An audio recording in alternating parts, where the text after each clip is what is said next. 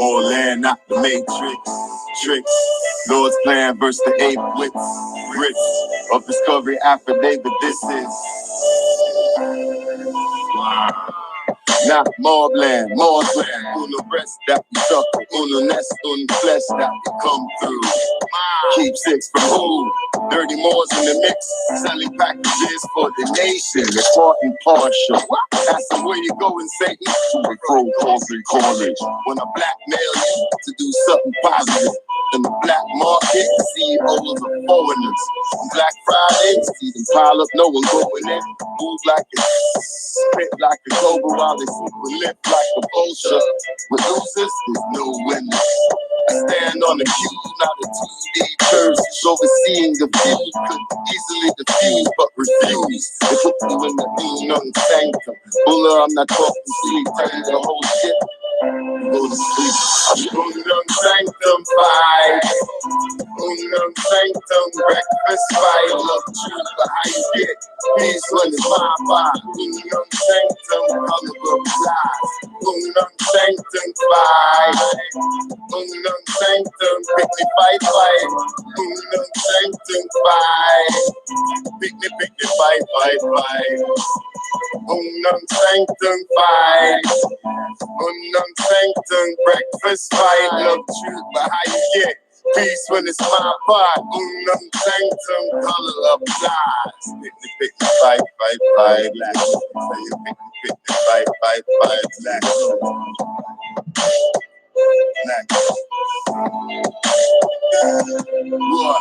Been a long time, you ain't wised up. Are you innocent when you living with the sin? Slap life in the dead meat, trap the niggas in. Black be the sunshine, the era that we in is back from time immemorial. We us, we'll turn the first base to read the cover. So judge not, silly Billy, always doing what Simon says up on Morocco, not Morocco. O.B. Bush, a Trump B, gonna make the country great again. Cool, 1861.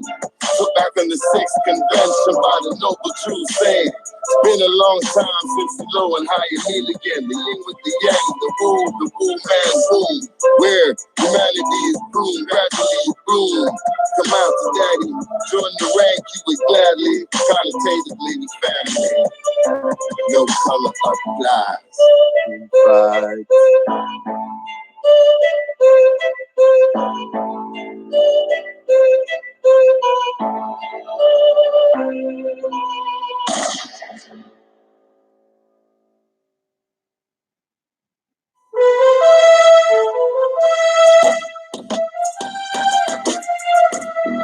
Yeah.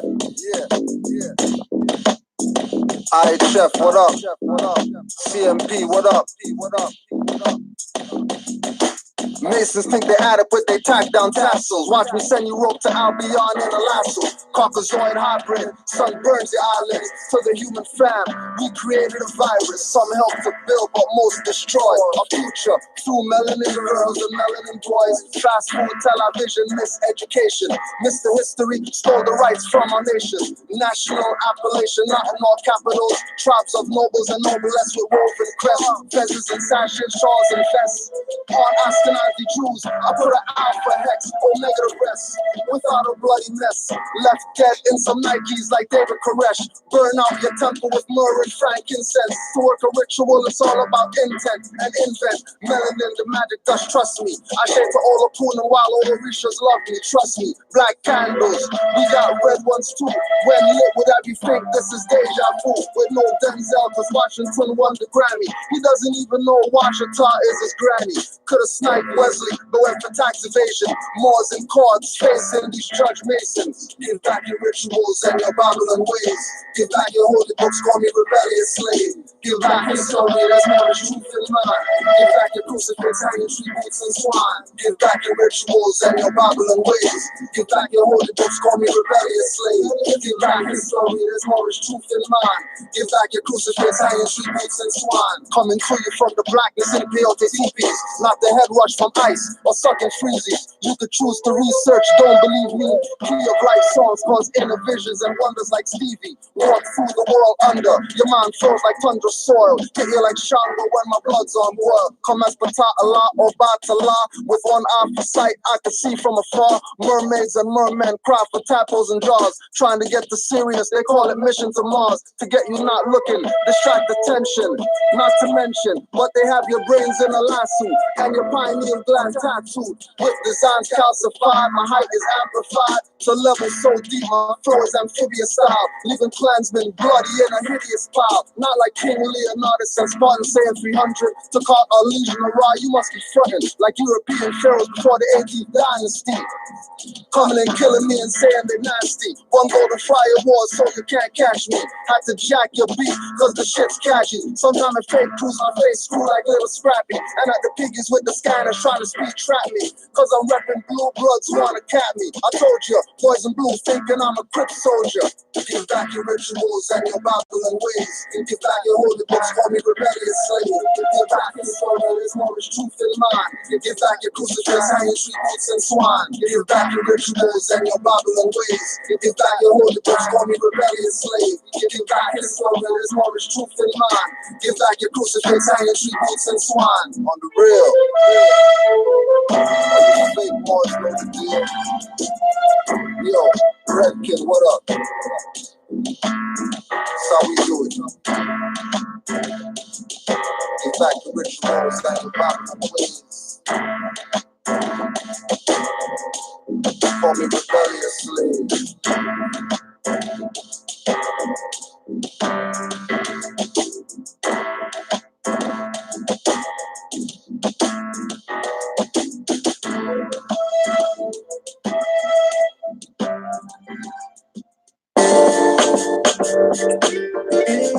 Yeah.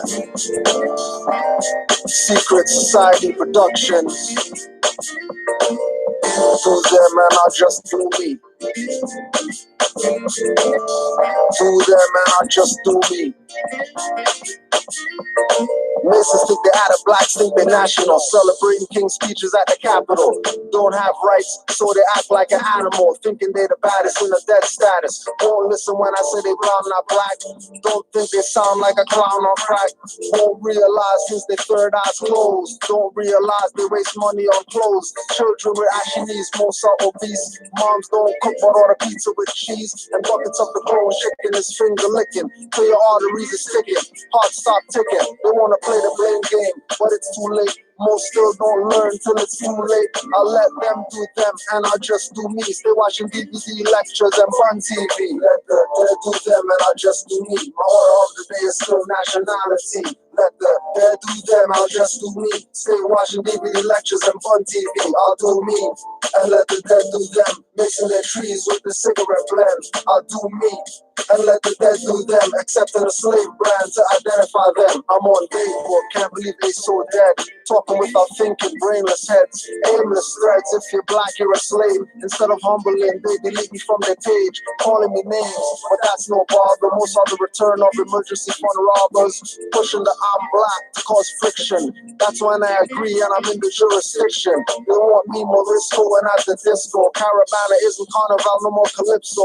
The problem's not the world, but the people in it. Abusers of authority got the people timid, not behind the wheel, but giving themselves limits. Things I say make pop eyes without spinach. Too much dead to wake up, work can't finish. The first Jews weren't black or their language Yiddish. Let the dead do them and I'll just do me. My order of the day is still nationality. Let the dead do them, I'll just do me. Still watching DVD lectures and fun TV. I'll do me and let the dead do them. Mixing their trees with the cigarette blend. I'll do me and let the dead do them. Accepting a slave brand to identify them. The dead will do them like they've always done. Won't change unless in front of the barrel of a gun. Won't change, no Barack said it's that time. Youths killing each other, same content in their rhyme. Rappers mislead, situations critical. When we write that spelling spells or rituals, you might think not, I suggest every thought that you think should be done very careful. Before you give me an earful, my reply, the kind to make your ears tearful. Stomach butterflies won't wonder why. Just accept the message from me from the Most High. That's why most die, cause they don't listen. Nice seems council conference made you a Christian. Wicked police got circling Kaaba fictions. All law is from my heart, they say black Egyptian, causing separations and black divisions. Brown faces frontline on attack missions. Plot thickens, but it's thin perceptions. God will spend less time on Drawley than Inception. Voting for candidates whose motive direction is to keep us at risk in priority sections and make us have an altered perception. Decepticons got Autobots with deceptions. Let the do them and I'll just be me. My order of the day is still nationality. Let the do them, I'll just do me. Still watching DVD lectures and fun TV. I'll do me. And let the dead do them. Mixing their trees with the cigarette blend. I'll do me. And let the dead do them. Accepting a slave brand to identify them.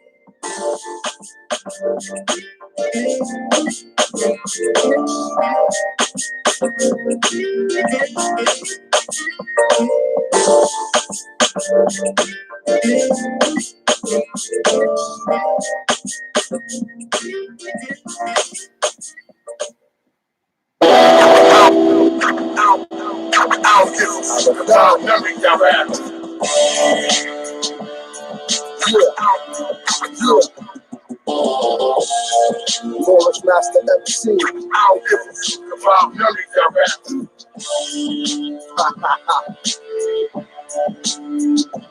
Yo, you did it with this one.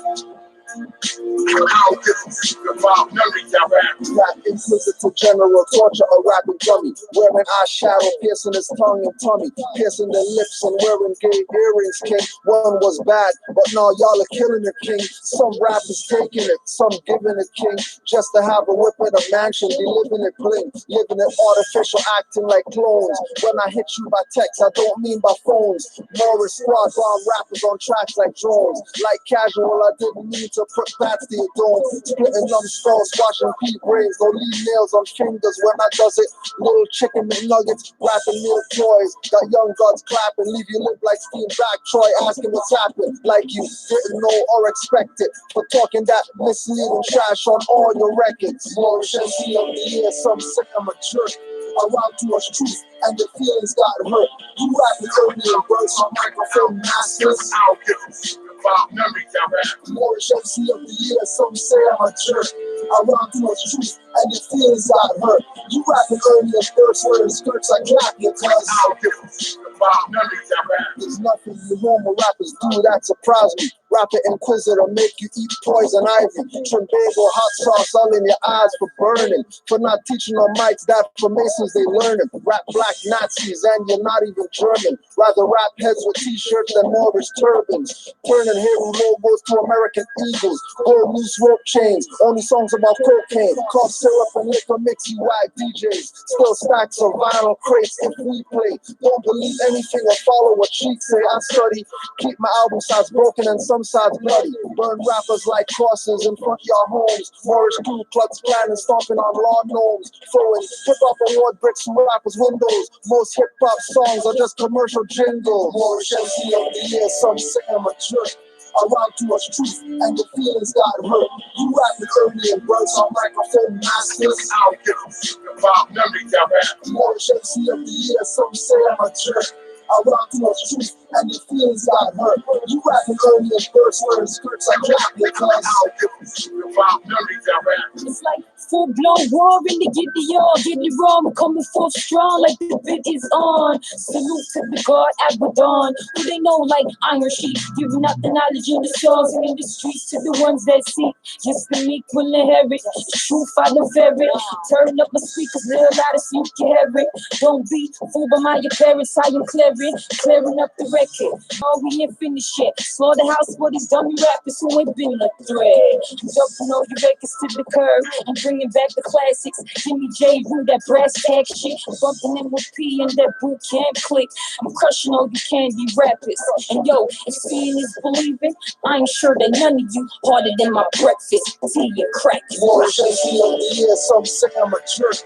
Around too much truth and the feelings got hurt. You rapping early and words on microphone masters. I don't give a shit about none of your rappers. Moorish MC of the year, some say I'm a jerk.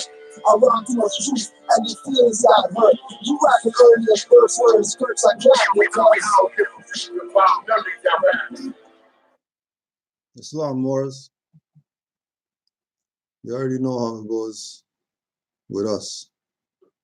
You already know. So, see, what happened was,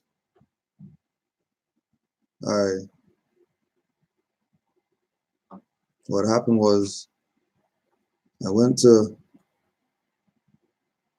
mom's. I went to mom's after the plantation today. So I go to mom's or whatever, you know, went to get some, give my 2 apples. And then she dealt with me so properly, you know. I left with my belly full, and I left with containers, Tupperware of food and all that stuff. I said, let me just call Yusuf and see if he's free, and let's just see if we can beat up somebody today, because my belly's full. I feel good. It's holy day, you know what I mean? And, you know, I know Noble Drawley is happy because I'm happy. So I said, let me share the happiness with the Moors, and let's go live today and see what we could put out, you know, just to put the information out as usual, because you already know how it goes. And then somebody sent me something talking about, you know, what's this confusion and all that stuff. So there's a lot more.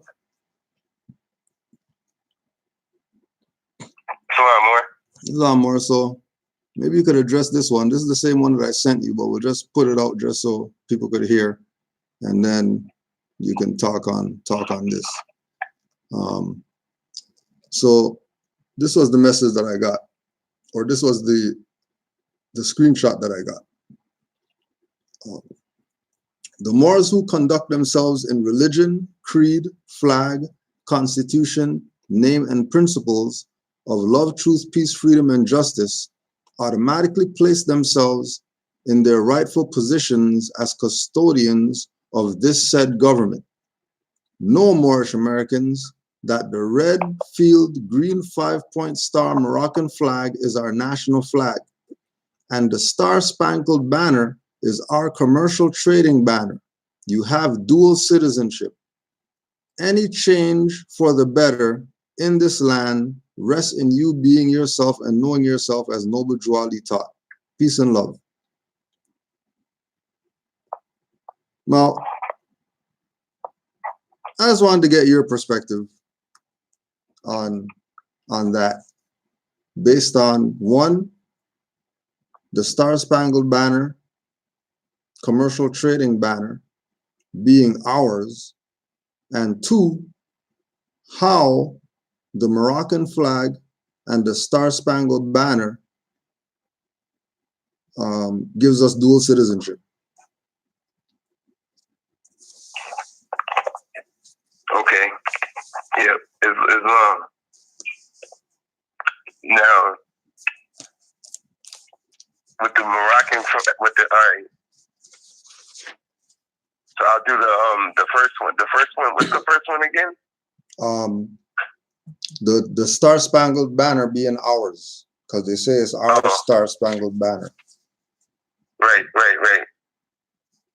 Now, the Star-Spangled Banner, I don't see how they made that seem as if that's ours.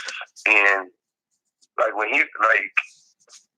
the whole part where the Star-Spangled Banner is ours and it gives us dual citizenship, that's great. That's the craziest thing I've ever seen in my life. Like, you called it, it's fraud. It's not a flag. It's not a nation thing, but it's ours and it gives us dual citizenship. Like, that was colored. That sentence alone was colored. And the Moroccan flag, that's our flag. That's the Moorish American flag. That's our flag. That's our flag. The green with the with the red with the 5-pointed green star. That's our flag. The Stars and Stripes banner, that's colonizer. That's what This whole thing is going nowhere with them kneeling and stuff going crazy over that banner. It's a banner. It has nothing even to do with national principles or nothing. And it's for the colonizer to do business here in Morocco. That's not for us to do business here in Morocco. That's how. That's for Europeans to set up and work here. And the flag that I think the one that they're talking about, the one that they be showing, that's not the de jure one. You know, like that's the whole problem with that whole line. When I saw it, I was like, how could that give you dual citizenship? It's a banner. It's not even a de jure thing. It has nothing to do with us as a nation. Like I don't get how that would be dual citizenship. Like that really bugs me out. In the second part where the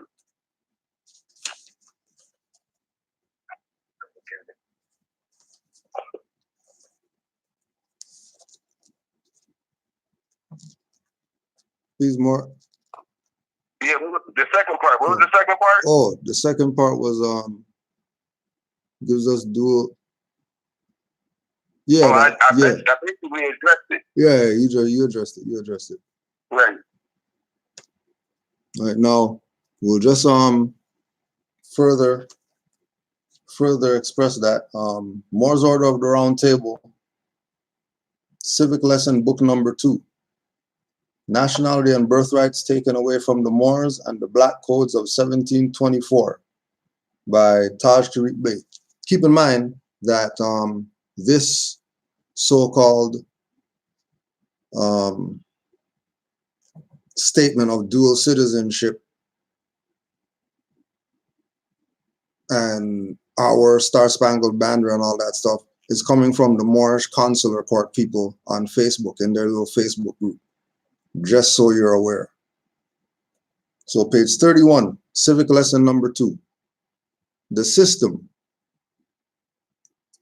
Now let us remove the veil and expose the face of the system. The truth is the light.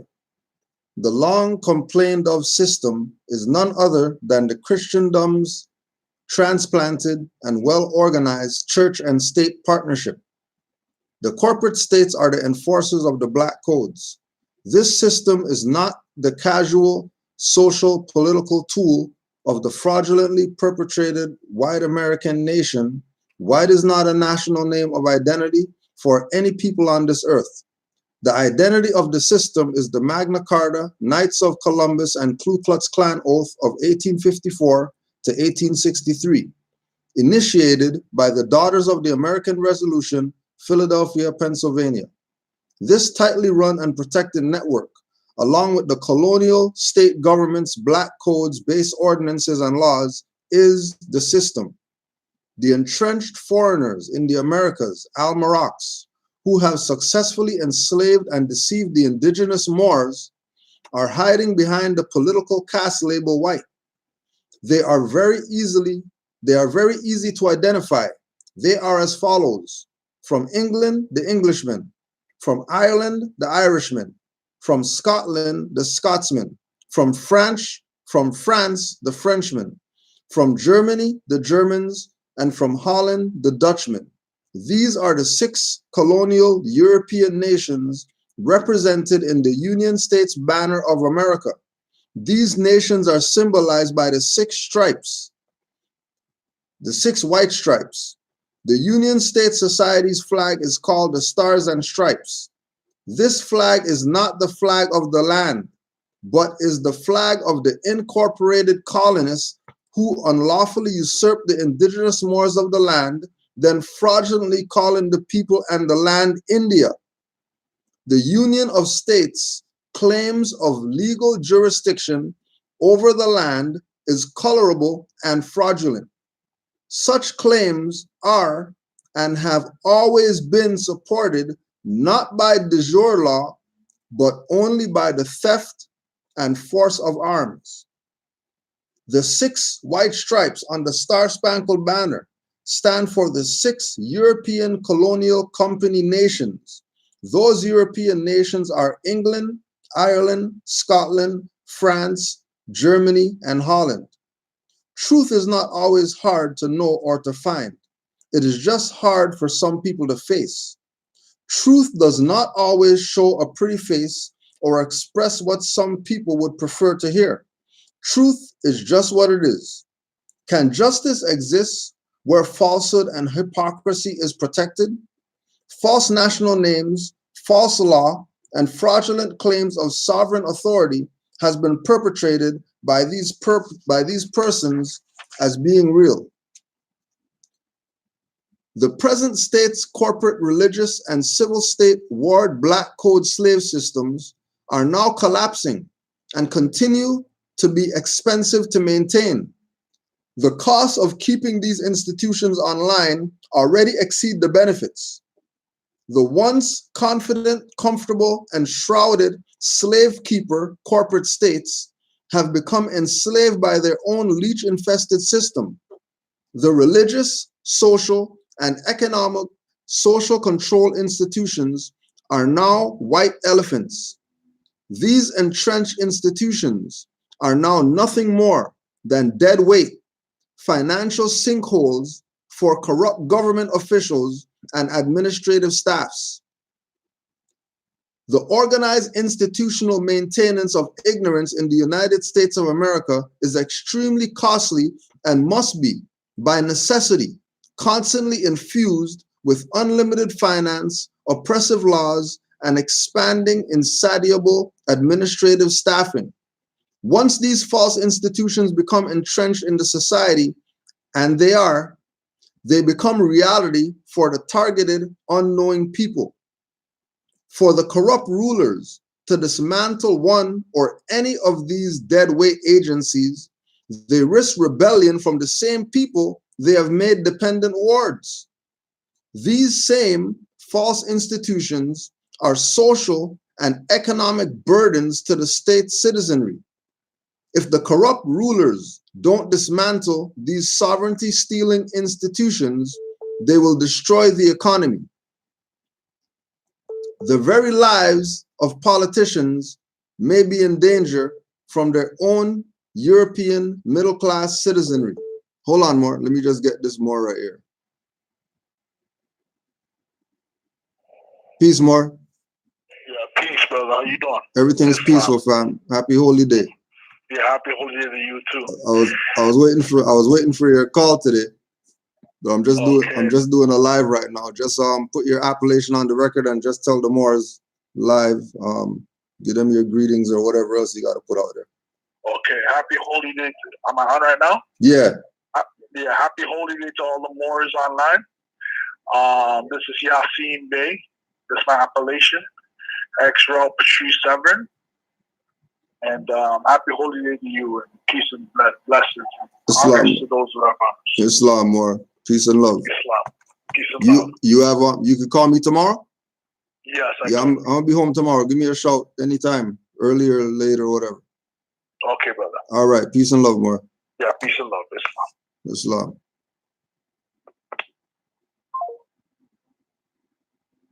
Peace, more. Sorry about that.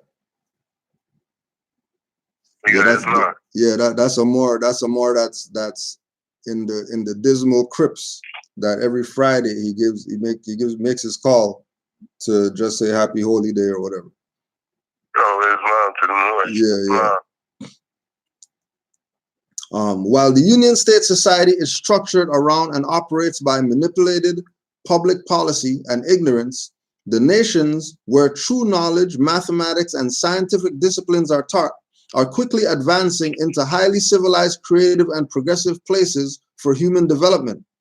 Moors must counter the negatives of the system by taking sincere and meaningful strides into studying of self, nationality, birthrights, and sovereign unity.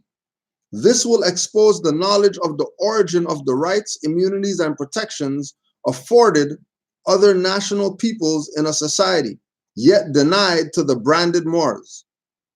The arts and sciences of our ancient Moabite fathers and mothers are alive and well. Other nations are benefiting from the ancient Moabite Moorish sciences and culture. When will the direct descendants of the Moabite Moors recognize these facts, be themselves, and come out of the many enslaving dungeons of ignorance? When? That's the question. When? Right, and again, that was Moore's Order of the Round Table, Civic Lesson, book number 2. Now, again, if they claim that the author of Civic Lesson book 2 is down with them, and he's talking about Star Spangled Banner as some European colonial BS, how come these people who are Moors with fezzes and turbans are playing this game of trying to get the people to accept the Star Spangled Banner as something that gives citizenship, when that's a corporate banner? And if it is a corporate banner and they're telling you that it's giving you citizenship, what kind of citizenship is it giving you? If they say it's a corporate banner and it represents the 6 European families, and you're saying you're a Moor and you're waving that banner as if that's yours, what does that say about your competence? Yeah, clearly people are paid off to lie. And again, we have to ask the question, why is it that these people who are out here lying to the people, how come they don't just tell the people like we tell them, go to rvbaypublications.com and go learn something. Just go there and go learn.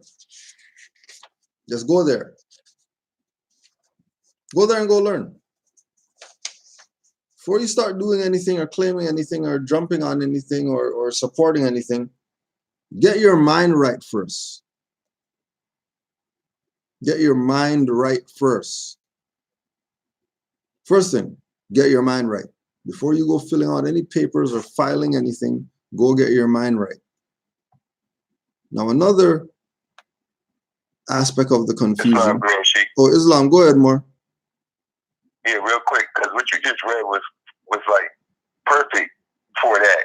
What you just, like when you put it together, it's like, wow, man, like you just really said dual citizenship to the 6 European families. Like that's what you just tried to tie the Moors to back to the colonizers. To like you want us to straddle the fence.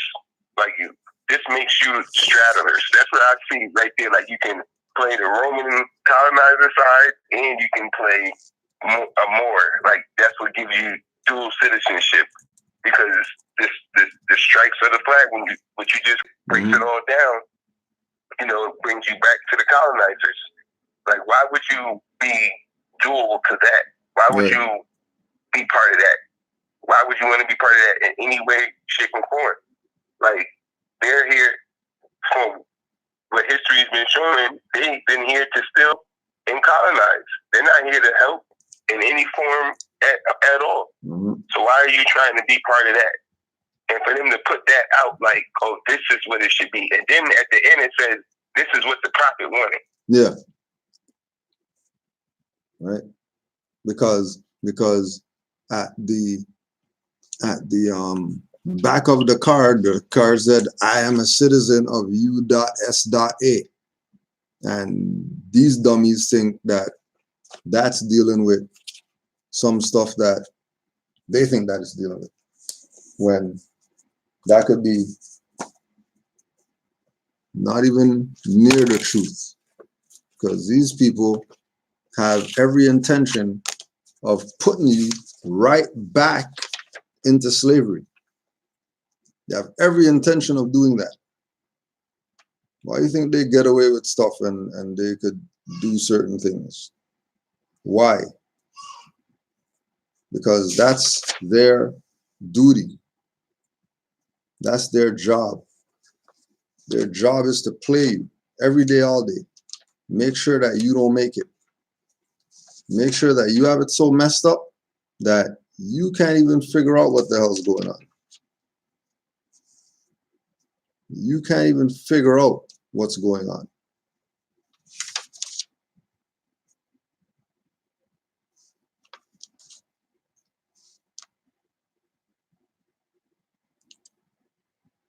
Now, one more thing to put out. But like you said, why? Yeah. Why?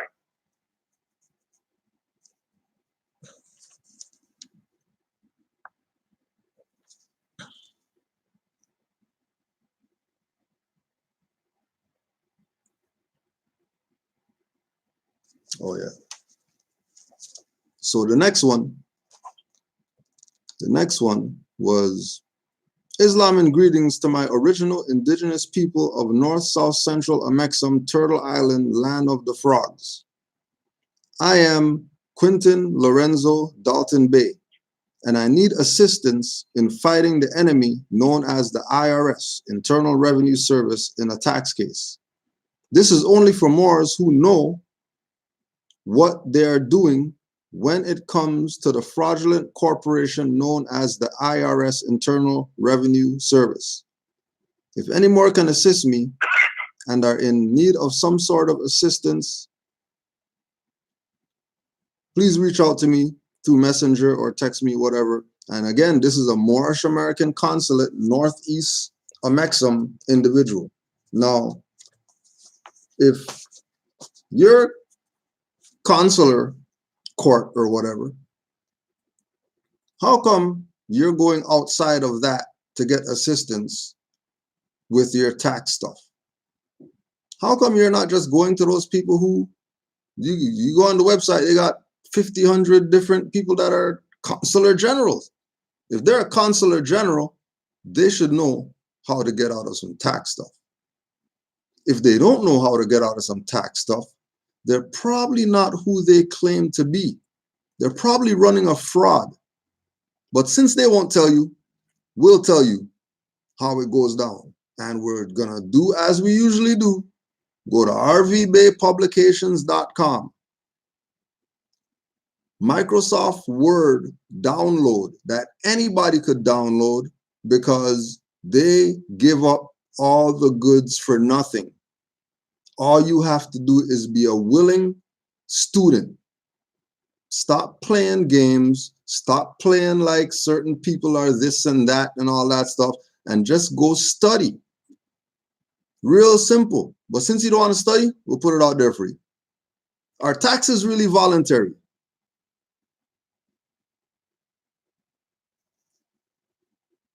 This is download on rvbaypublications.com. Free download. You just do RV Bay Publications, IRS, and this stuff's gonna come up for free. No questions, no fees, no create a username and all that stuff before you could download the free stuff. All you gotta do is push download button. IRS fraud. Wow. Proven quotes from IRS officials. Harry Bellman, Senator, 1969. In a recent conversation with an official at the IRS, I was amazed when he told me that if the taxpayers of this country ever discover that the IRS operates on 90% bluff, the entire system will collapse. Shirley Peterson, former IRS commissioner, April 1993. The key question is, can we define income in a fair and reasonable, straightforward manner? Unfortunately, we have not yet succeeded in doing so. T. Coleman Andrews, Commissioner of Internal Revenue, May 25, 1956, in U.S. News and World Report. I don't like the income tax. Every time we talk about these taxes, we get around to the idea of from each according to his capacity to each according to his needs. That's socialism. It's written into the Communist Manifesto. Maybe we ought to see that every person who gets a tax return receives a copy of the Communist Manifesto with it so he can see what's happening to him. President Ronald Reagan, May 1983, Williamsburg, Virginia. Our federal tax system is, in short, utterly impossible, utterly unjust, and completely counterproductive. It reeks with injustice and is fundamentally un-American. It has earned a rebellion, and it's time we rebelled. This is Ronald Reagan.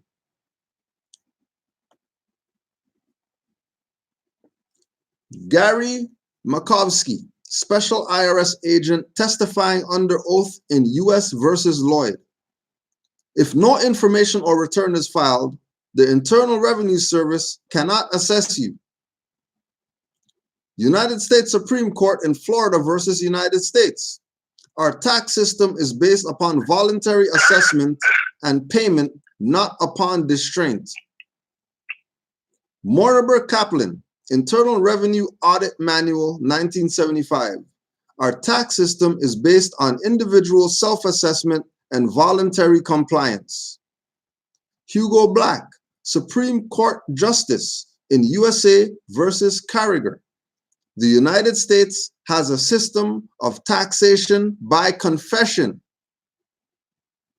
Cummings, U.S. federal judge in U.S. versus Dickerson, 7th Circuit, 1969. Only the rare taxpayer would be likely to know that he could refuse to produce his records to IRS agents. Who would believe the ironic truth that the cooperative taxpayer fares much worse than the individual who relies upon his constitutional rights? Judge Cummings, U.S. federal judge. Let me point, Dwight E. Avis, former head of the Alcohol and Tobacco Tax Division of the IRS, testifying before a House Ways and Means Subcommittee, 1953. Let me point this out now. Your income tax is 100% voluntary tax, and your liquor tax is 100% enforced tax. Now the situation is as different as night and day.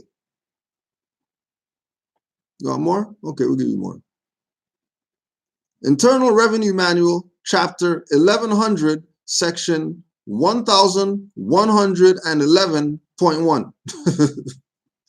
The purpose of the IRS is to collect the proper amount of tax revenues at the least cost to the public, and in a manner that warrants the highest degree of public confidence in our integrity, efficiency, and fairness. To achieve that purpose, we will encourage and achieve the highest possible degree of voluntary compliance in accordance with the tax laws and regulations. Santo Presti, former IRS criminal investigation agent and author of IRS in Action. You might want to go look that book up since you have problems with the IRS, and let the former IRS criminal investigation agent put you onto game, since your Moorish consular court people don't know how to help you. Fear is the key element for the IRS in achieving its mission. Without fear, the IRS would have a difficult time maintaining our so-called system of voluntary compliance. Given the opportunity, the IRS will take the easy way out and grab whatever it can. The IRS does not really care about you and what your future may be. George Hansen, congressman and author of To Harass Our People. You might want to go get that book, since your Moorish consular court people don't know what the hell they're talking about when it comes to taxes and IRS and whatever else. So you probably want to do a Noble Juali said and study so you can save yourself. The IRS is an extraordinary example of the end justifying the means. The means of this agency is growth. It is interesting that the revenue officers within the IRS refer to taxpayers as inventory. Let me read that again. It is interesting that the revenue officers within the IRS refer to taxpayers as inventory. The IRS embodies the political realities of the selfish human desire to dominate others. Thus, the end of this gigantic pretense of officialdom is power, pure and simple. The meek may inherit the earth, but they would never receive a promotion in an agency where efficiency is measured by the number of seizures of taxpayers' property and by the number of citizens and businesses driven into bankruptcy. Joseph R. Smith, 18-year IRS agent testifying before Congress. I have sat on many a promotion panel where the first question of panel members was, how many seizures have you made? Ted Stevens, Republican senator from Alaska. The agency that is so strict on the way Americans keep their books cannot even pass a financial audit. You want more? Okay, we give you some more. Don't forget, this is rvbaypublications.com. Killing them. He's killing them. Don't forget, this is rvbaypublications.com. Don't get mad at Cujo. Yep. Go talk to the mothers. Shirley Peterson, former IRS commissioner, April 1993. 8 decades of amendments to the code have produced a virtually impenetrable maze. The rules are unintelligible to most citizens. The rulers are equally mysterious to many government employees who are charged with administering and enforcing the law. Internal Revenue Service Manual, Section 5221, Returns Compliance Programs. Some techniques can be used only in connection with a full-scale program due to the nature of the tax situation and the need to avoid unnecessary taxpayer reaction. An example would be income tax returns, compliance efforts aimed at non-business taxpayers. Comptroller Bosher, Government Accounting Office, on the first ever audit of the IRS, 1993. How long they been around? 1993, their first audit. This audit was made extremely difficult because IRS existing systems were not designed to provide reliable financial information on their operations. How? Maybe because they have nothing to do with government and it's really Inquisition revenue services, like the master teacher has been teaching us, that the Inquisition has not stopped against the Moors. The only issue is that they're not just going against Moors now, they're going against humanity. They're not just trying to kick the Moors out of Spain or whatever like that. They're trying to kick everybody out of life. William Cash, IRS senior manager. Considering that senior officials at the IRS are fully aware of the fact that there is no law currently in existence making a U.S. citizen liable for or required to pay either the income tax or the Social Security employment tax, only a truly generous citizen would. Upon discovering this, continue to voluntarily donate these taxes to the government by allowing them to be withheld from his paycheck on a 100% voluntary W-4 withholding agreement. But then again, the IRS would be dead in the water without the voluntary and docile compliance of employers and employees, and has said so all along. Article 1, Section 8, Clause 1. The Congress shall have the power to lay and collect taxes, duties, imposts, and excises, to pay the debts and provide for the common defense and general welfare of the United States. But all duties, imposts, and excises shall be uniform throughout the United States. No capitation or other direct tax shall be laid unless in proportion to the census or enumeration hereinbefore directed to be taken. You will not find the Bureau of Internal Revenue, the Internal Revenue Service, the Secret Service, or the Bureau of Alcohol, Tobacco, and Firearms listed. We learned that the Bureau of Internal Revenue, Internal Revenue, Internal Revenue, Internal Revenue Service, the Bureau of Internal Revenue Service, Internal Revenue Service, Official Internal Revenue Service, Federal Alcohol Administration, Director Alcohol, Tobacco, and Firearms Division, and Bureau of Alcohol, Tobacco, and Firearms are all one organization.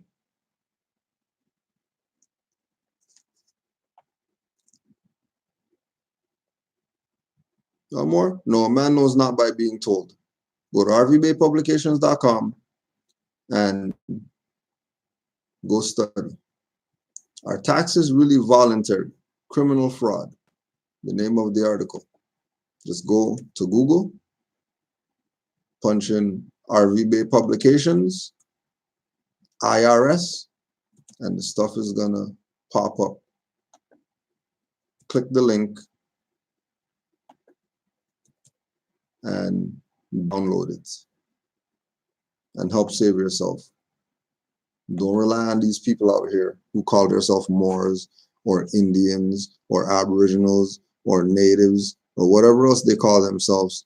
Don't rely on them to save you, because these people have no intentions of saving the people. Zero intentions. Absolutely zero. Their job is to keep the people dumb so that the people could follow them. Thinking about it the other day. How come, you know, like we look at, because at the temple, we have the activity wall. So we have pictures of all the stuff that we do on the wall. So we have the Juali Day section, we got the Uplifting Fallen Humanity section, and we got the Canaanland Moors barbecue section. And then we go through all the pictures and we say, damn, like there's been a lot of turnover. There's been a lot of turnover. There's people who we haven't seen in 4, 5, 6 years or whatever. They came into this, you know, and whatever, they got their information and then they bounced. Then it hit me that, yeah, we don't make followers. We don't create followers. People get brought in, you learn your lessons, and then you go about your business. And then some other people are going to come and replace those people. And then, you know, again, at our certain big events like, you know, Juali Day, which is coming up January 4th, honors to all the Moors who's going to be supporting, Moors who are coming from out of town and all that stuff to celebrate our prophet with the Moors in Canaanland, you know, give thanks. Barbecue, you know what I mean? Moors flying from wherever, bussing, conveying from wherever they're at, come to Canaanland Moors barbecue. Certain things, we see those people that we haven't seen in 3, 4, 5, 6, 7 years or whatever, they just pop up. You know what I mean? Just letting y'all know it's still Moors, they still got their fez and all that stuff. But once they got the knowledge, once they got what this is about, they don't need us like that. Because we're not here for followers. People who are in the chat and all that stuff, those people, trust me, they study. They don't need to be here. They're just here on it's holy day, and then more just love the camaraderie. And sometimes, you know, they might be a little under the stress, you know what I mean? And you already know we're going to have some trolls in our chat, so they're going to come there and mufti some people to keep themselves not stressed, right? But we're letting you know. We're letting you know what's good, right? Yes, and Islam to all the Moors who are here but not here. So we're telling you, go to RV Bay Publications, get your study on, right? Go get your study on. Now, why do we push RV Bay Publications? So we're just going to read the Moors Heritage and History School flyer that they used to give out every Wednesday, 6 p.m. to 10 p.m., National Black Theater, when that was going on there. Islam, you got anything to add before we go on? No, you just read from Harvey Bay Publications. They're like, what you want me to add on?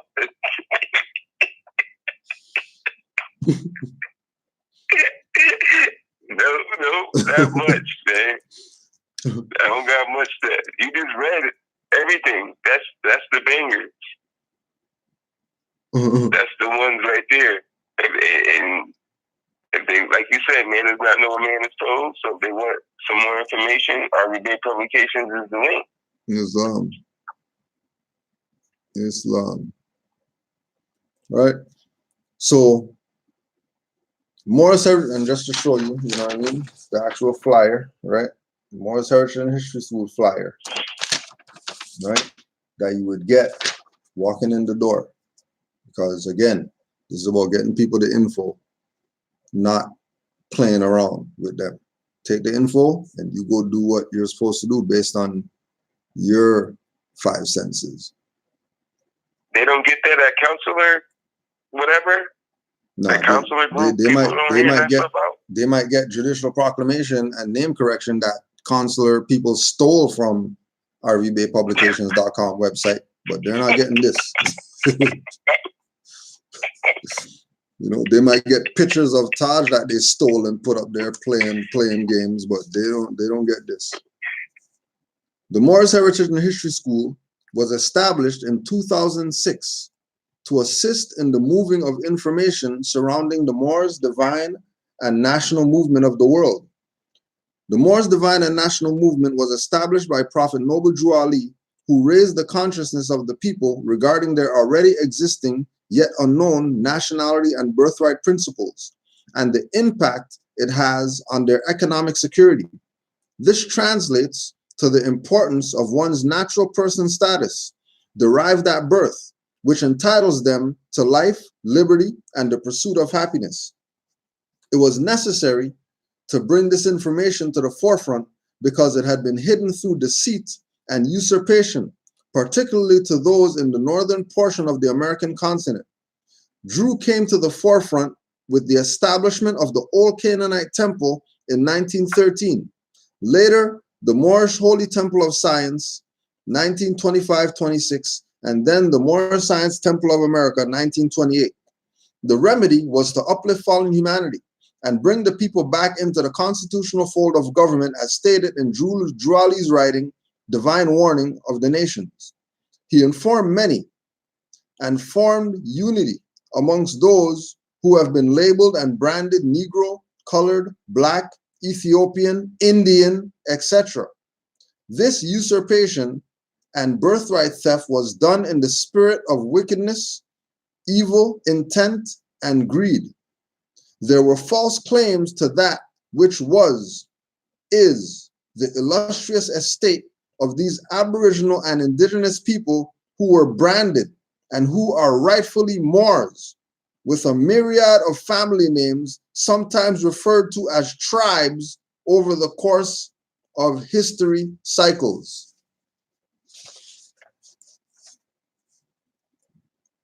The Moorish Heritage and History School also recognizes the work of C.M. Bay, who taught Moorish science, cosmology, the ancient template left by our ancestors to teach us of the energies and the characteristics of man's relationship with nature. His work was filed in the Library of Congress. The Moorish Heritage and History School is aware that anyone identifying by brands and labels does not have rights, they have privileges. These privileges are controlled by the very ones who usurped their birthrights and created the jurisdiction of Negro, Black, colored, etc. These brands make them chattel property.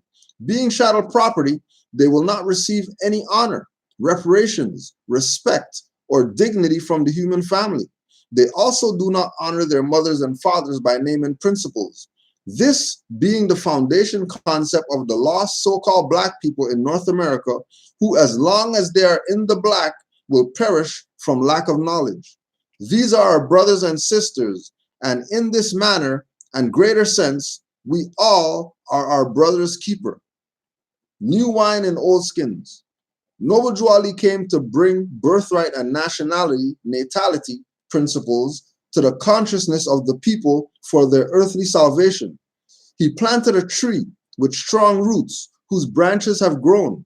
Today, these branches are likened to the younger generation, the children, the fruit of the tree. In fact, Noble Drew Ali said this is for the young and yet unborn. The elders can come if they want to.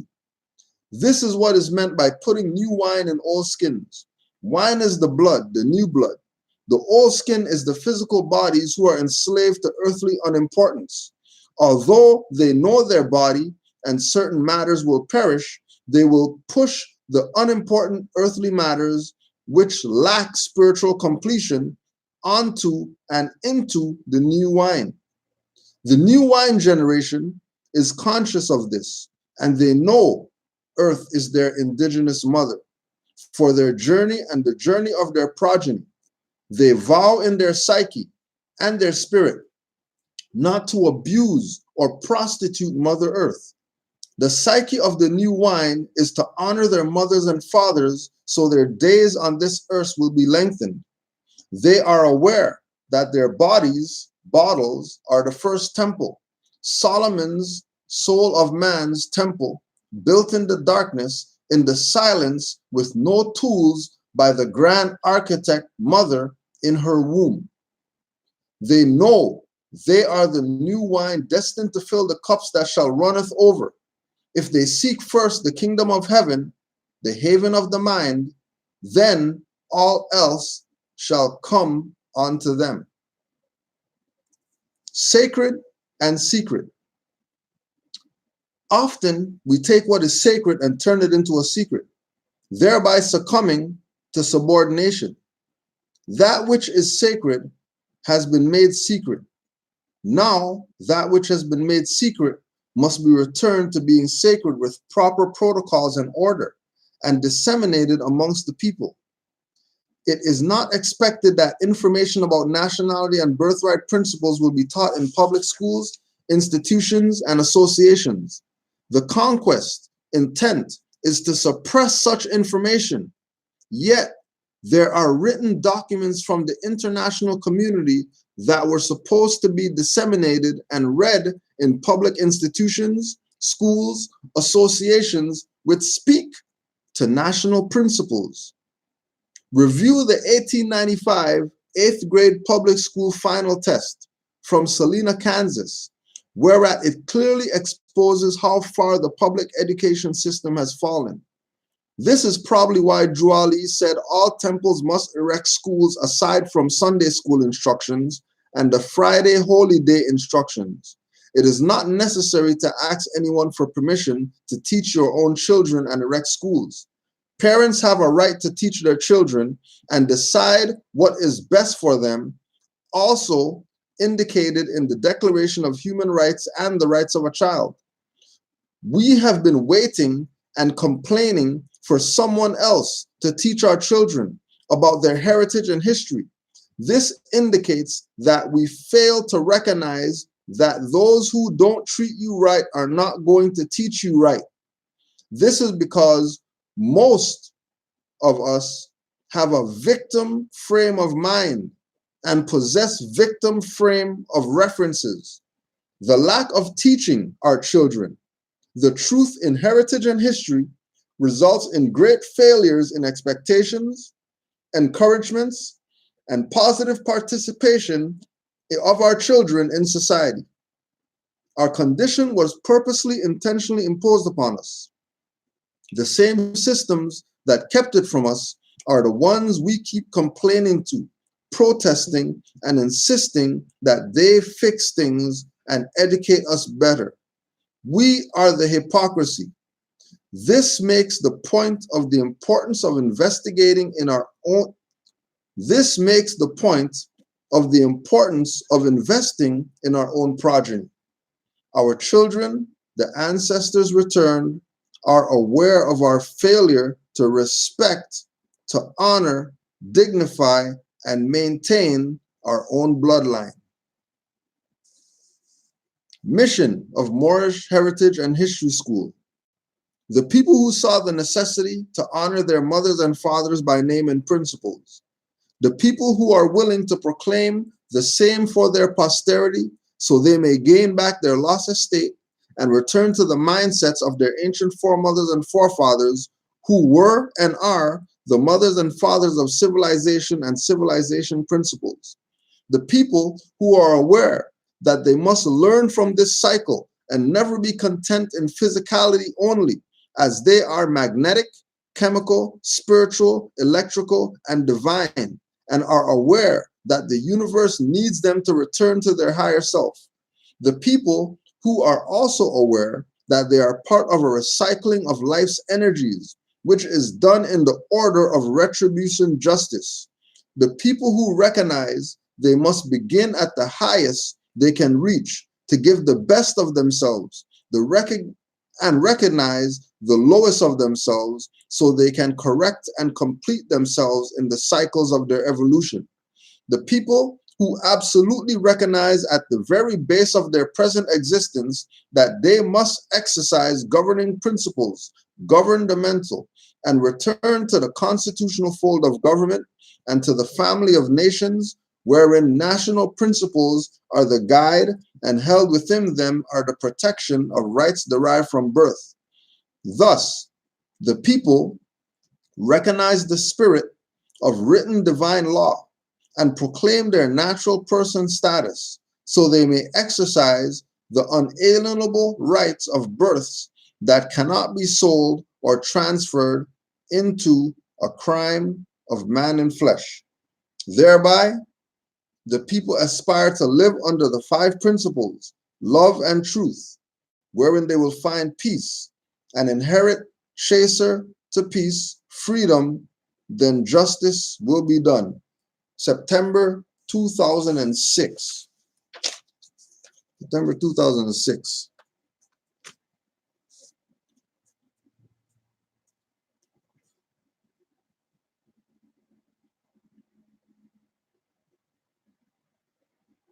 Islam more. Islam more. Islam. I know we've been just beating them up. You got anything else before we move to the next thing? Yeah, that's what I was waiting on. The next thing, because you're just killing them right now with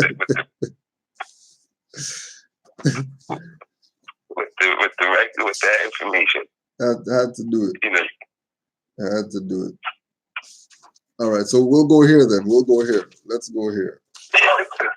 Let's go here. This is another flyer. This is the Class 2 flyer, 6-week civic class with Taj Tariq Bey of Moors Order of the Round Table.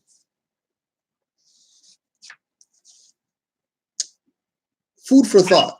Question: are the Moors Indians? No. The misnomer Indian and Native American were and are the fictitious social and political creations of European sociologists and the many deceptive historians and descendants of the colonial inquisitionists and crusaders. The words Indian, Negro, Black, Colored, Ethiopian, etc. were and are used as brands and tags which were coined by way of calculated, sordid mental sorcery, psychic attacks. These are conceived and propagated to steal the birthrights of the aboriginal Moors of Almoricanos, America. Question: by what authority or law are the aboriginal and indigenous natural people Moors of America bound that commands obligatory taxation, licensing, or revenue payments to the alien occupational Europeans who have been falsely claiming that they are Americans? Answer: there is no valid law or authority by which invading Europeans occupy the West. Taxation without representation was and is a part of the Crusades' policies and of forced servitude. European supremacy dictums made against the true Aboriginal Moors of America are based on destroyed and distorted history, altered books and records, and instituted by force of arms. Thus, we can trace the origins of that existing and negative mental state, which among Moors manifests as a lack of knowledge of self or geography, of nationality, of birthrights, and of artificial functions of color of law and color of authority. Color of law is the extortion-based authority used by Europeans for inflicting tithe tax operations against the natural peoples in the Americas. In layman's terms, these operations are known as slavery.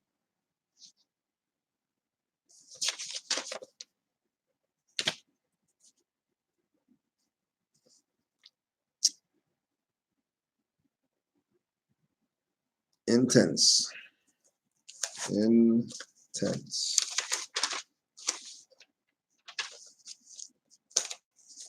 Oh yeah, and we wanted to put out there as well.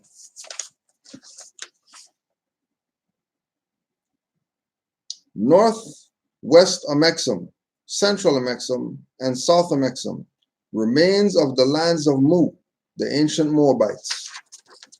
And there's the map right there. You can see Canaanland up there, which is part of Northwest Amexem, Yucatan, and then South America, which is Southwest Amexem. And again, you see up there, Canaanland, because even when you check the slave records, the slaves knew in order to get out of slavery, go north to Canaanland. They even have hymns about it. So don't let these people lie to you and tell you Canada and all that stuff up here. It's a fiction. Ficcione.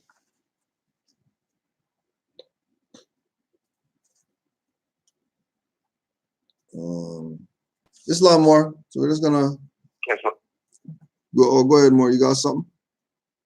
Yeah, I just wanted to read the definition of natives in Black's Law Dictionary, because when you were reading it, the Master Teacher Taj was even saying Native American was a misnomer. Mm-hmm.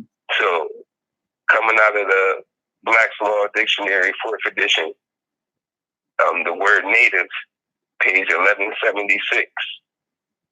Now, you know it's ancient and modern jurisprudence. Like, I like to go straight to the ancient definition just to get past all the,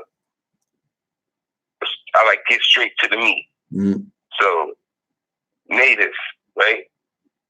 The word natives, quote unquote, as used in Allen Enemy Act, refers to persons, place of birth, so that a person remains a native of country of his birth, though he was moved away therefrom.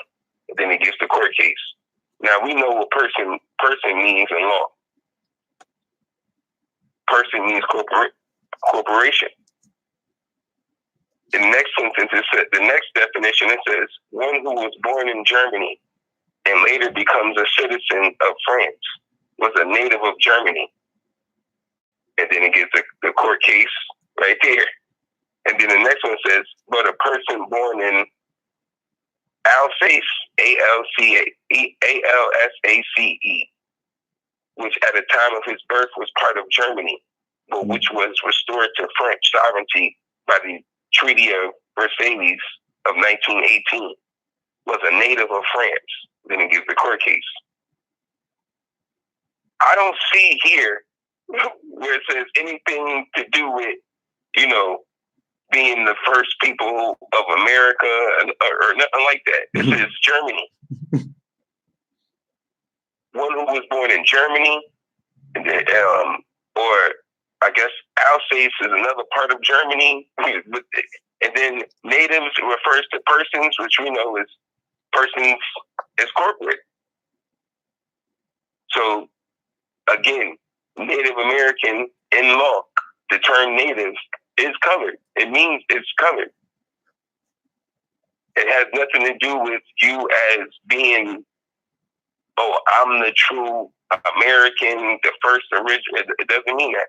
Doesn't mean that at all. In law. So even when they call themselves natives, that's wrong.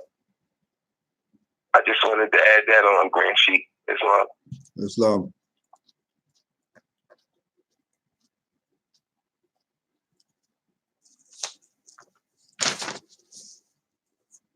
Prince A, Cuba. The Moorish Science, Nation of Islam connection. According to history taught in the contemporary Nation of Islam, there was no connection between, hold on, let me just get something here.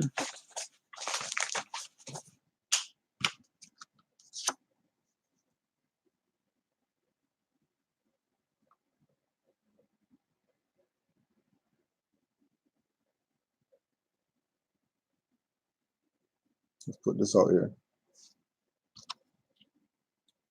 Is Elijah Muhammad the offspring of Noble Drew Ali and Marcus Garvey, Nasir, Maker, Hakim?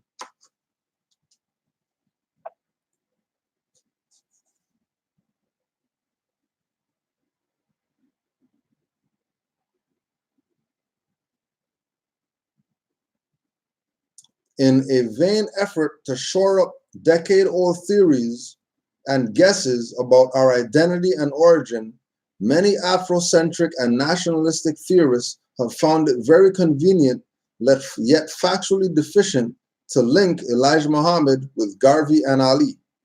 They believe that by perpetuating that Elijah Muhammad merely had handed down teachings, it would in effect give legitimacy to their dead-in-the-water dinosaur schools of thought, take credit for the greatest work to have ever been witnessed on our planet, and refute Elijah Muhammad's claim to being a messenger of God simultaneously. No one is attempting to take credit from Garvey and Ali. My attempt is to help set the record straight with facts. How the true followers of Elijah Muhammad feel about these untruths doesn't seem to bother the advocates. Therefore, very little, if any, is reciprocated. There is no such thing of a legacy of Elijah Muhammad from Garvey or Ali. We must force those who advocate that Elijah Muhammad got his teachings passed down to him from Marcus Garvey and Noble Drew Ali to either prove it or to be condemned as liars and enemies of God, his messenger, and the believers.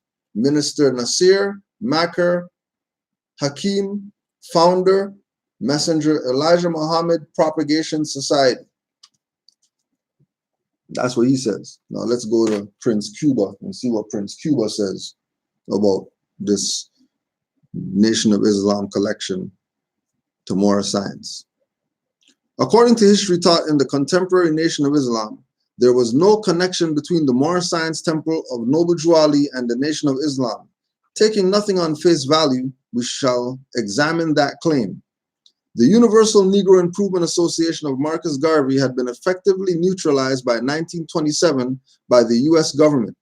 By the close of 1929, the Moorish Science Temple of America had become separated into three schisms after its founder, Noble Drew Ali, veiled the form. It is not until the summer of 1930, with the appearance of W.D. Fard, that we are given a date for the founding of the Nation of Islam. Of certainty, it is a fact that the NOI came into existence as an entity following the destabilization of both the UNIA 1927 and the MSTA 1929. Among MSTA members, it is a standard doctrine that W.D. Fard, the founder of the NOI, was a former member of the MSTA. They also claim Elijah Muhammad as Robert Poole Bay as one of their own. Is there any evidence to support MSTA members' claims that the NOI was a splinter group of its body? Some obvious indications can be seen in the use of terms Asiatic for non-whites and colored for Caucasians. The use of these terms were first reported in published literature of the MSTA, the only later used by the NOI. The term Islamism, used by the MSTA in their official literature, was also attributed to Mr. Fard and its members of the early NOI, at least into the 1940s. Another easily recognized trademark of the MSTA was the wearing of a red fez by male members. This style was carried over at least to 1935, when Elijah Muhammad forbid NOI members from wearing them. Read that again.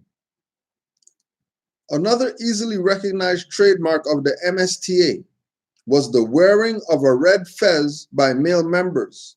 This style was carried over at least to 1935, when Elijah Muhammad forbid NOI members from wearing them. The trademark names of the MSTA were either Bay or L. Amongst the later NOI under Mr. Fard, Arabic names were issued along with an identification card by Fard himself. It was not until after 1935 that the use of an X as a substitution for a righteous name was established. The original request letter for a righteous name to Mr. Fard was changed to a request for an X. The identification cards were no longer issued, and the new members were told that they would get their righteous names on Mr. Fard's return from Mecca. As the years passed, the original use and purpose of the X was forgotten, and the doctrine of Mr. Fard's return no longer taught. You got something there, more? So he banned it? Banned it. He banned the use of the fez. 1935. Wow. This is incredible. That's incredible. Banned That's it. incredible to know. Banned That's it. incredible to know right there. He banned the. Okay, that's why they be acting funny when Moors come around, because it was banned. Yeah. And you said in 1934? 35. 35. Well, so well, they did well. 6 years. Well, they're saying there's. he's saying that the idea of wearing the fez was carried over at least to 35. So it could have been even before maybe that they got it out of circulation. Yeah, because they had to groove them into it. Right. They couldn't just take away the right the fez like off the top. Off the top, right. They couldn't. Yep, because that would have the people question: are they really, real? Right. Because everybody knows that Noble Drew Ali and what he was doing was the all and be all after Marcus Garvey was taken out of commission. So Drew Ali had 2 years of just him being the man. He had 2 years of just him being the man until they got him out the way. And then all of a sudden, 1930, here comes Nation of Islam popping up. Mm-hmm. Go ahead, Moore. And I just wanted to add on, just right there, right? Our favorite, We Are All Moors, Anwar Majid, page 80, right? He goes right in. It says, on the eve of Noble Drew Ali's death in 1929, W.D. Fard Muhammad, probably born to a man from East India, but later become Pakistan, and a white English woman on February 25th, 1891 in New Zealand, appeared in Chicago. After having entered the United States via Canada illegally in 1913 with an anglicized name and joining the Theosophical Society of San Francisco, Garvey UNIA, and once in Chicago, the Moorish Science Temple, while attending the Ahmadiyya Mosque on the south side, on the city south side. When Fard Muhammad moved to Detroit in 1930, when the estimated 120,000 black people. But hold on, before I go in on that, right? Yeah. Even right in the beginning, it said it. This guy, he said on the eve of Noble Drew Ali's death, he's setting this up, making it seem like, oh, he disappeared. But he's telling you, oh, he's been here since 1913. Yeah. And he's telling you all the organizations that he joined and everything first, the UNI movement, the Moorish Science Temple. And then on the eve of Noble Drew Ali's birthday, now he's the guy. I'm the guy. So now, and it goes correlative. And I can't believe he did that on the eve of on the eve of Noble Drew Ali's death in 1929, this guy showed up in Chicago. Like, why on that day? Why would he do that on that day? Why would you come set up shop on the prophet's eve of his death? Why would you do that? What energy were you trying to get from that? Yeah. Like, and this is, you know, leading on to the banning of the feds and all of this. These are the guys. And I'm like, yo, look, when you said what you said, I said, wait a minute. I remember they said that we are all Moorish on the eve of Noble Drew Ali's death. That's when they were starting to set up shop. And it's because it's not like it's more than, because they know who the prophet really is. You know what I mean? Like, for him to set up shop on that day, to come to Mecca, Chicago, on the prophet's anniversary of his death, and then try to start something, we know what type of energy that they were dealing with. Yeah. And because we can still see it's continued on. Look out, the Nation of Islam is still continued on off of that energy that he based off of on the eve of Noble Drew Ali's death in 1929. It's still continuing on. This is when they set up. That's a whole little ritualistic thing to get that energy off of the prophet on setting up off of his death, the eve of off of his death. That's crazy. That's just crazy to me. Yeah. That's crazy to me to see that. And then somebody asked in the chat, was Fard a British Indian agent? It don't matter whether he was British, Dutch, French, German, whatever agent, doesn't matter. These people sold out. And not that they had to, because here they are right here with their fezzes on. So they obviously knew that they were Moors. Like the Moor said, Brother Brielle was telling us that even pre-Temple of Islam, it was Moorish Temple of Islam, because they got fezzes on. Obviously they were Moorish. If they got fezzes on, obviously they were Moorish.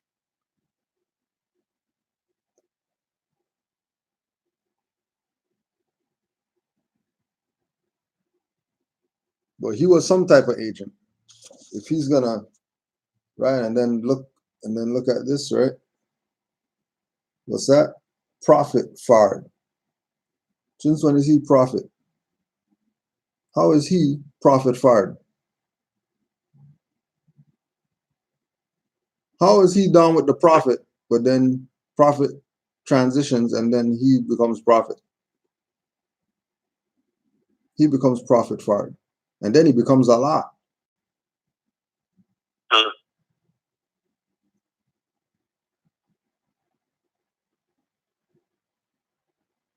Yep, Agent Smith ain't new. Agent Smith's been around.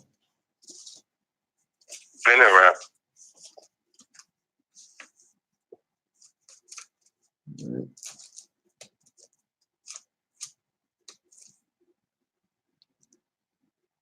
Gradually, only privileged members of the NOI received righteous names. Malcolm X has received Malik El-Shabazz long before his break with the NOI. Cassius Clay, the world heavyweight boxer, received Muhammad Ali. Louis X became Louis Farrakhan. Rank and file members had to make do with an X given by Chicago and not from the mouth of Allah himself.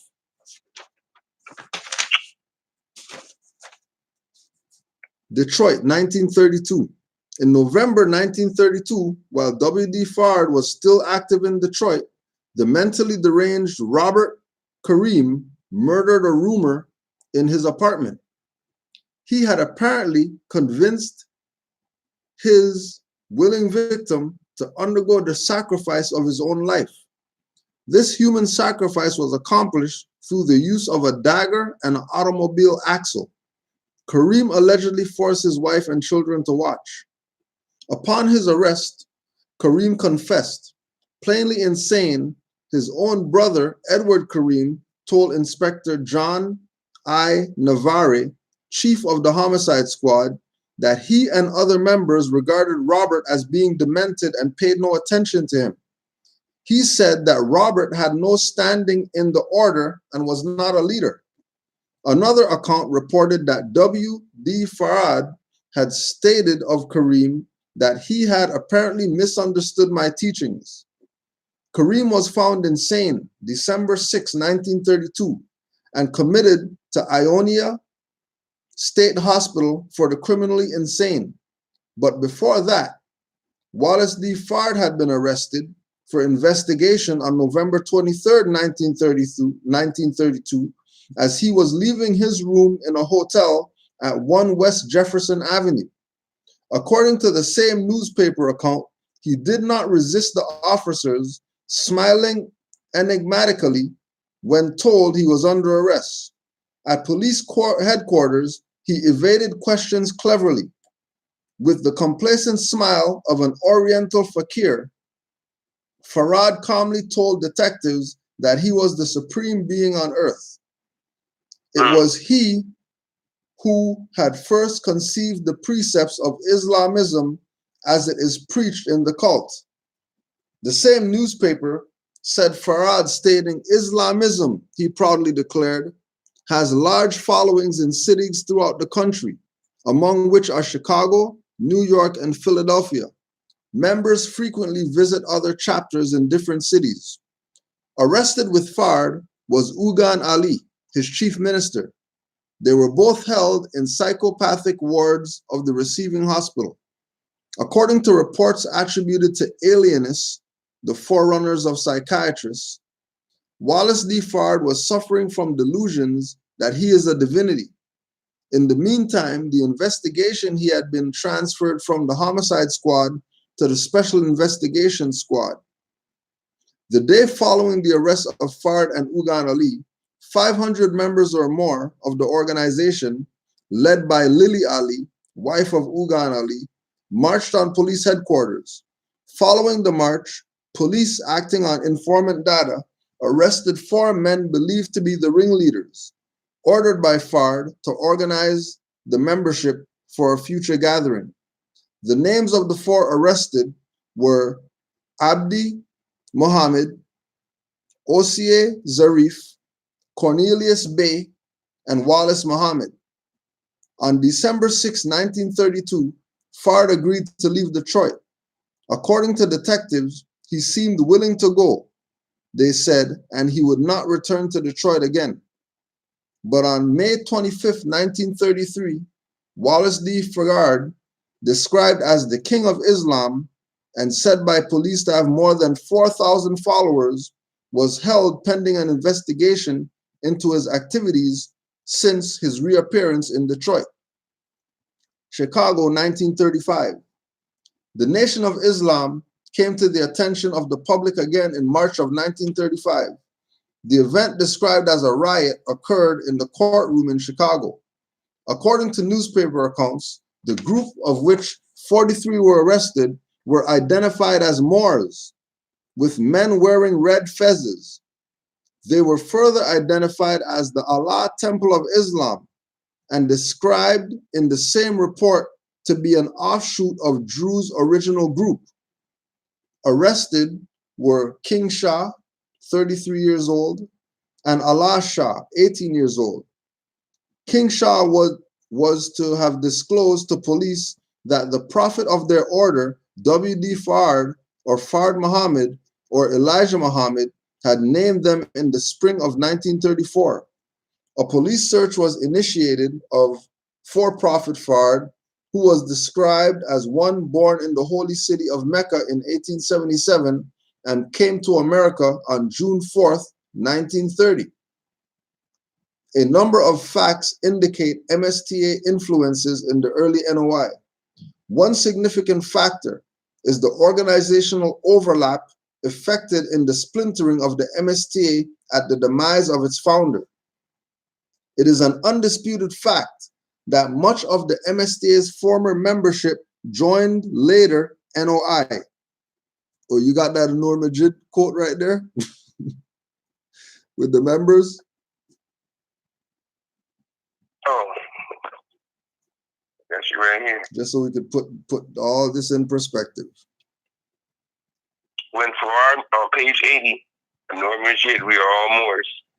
When Farad Muhammad moved to Detroit in 1930 with an estimated 120,000 black people to peddle exotic clothes and such, Noble Drew Ali had passed away, and Farad Muhammad soon started preaching to Drew Ali's working class customers, establishing the movement of Muslims opposed to Drew Ali's Muslims.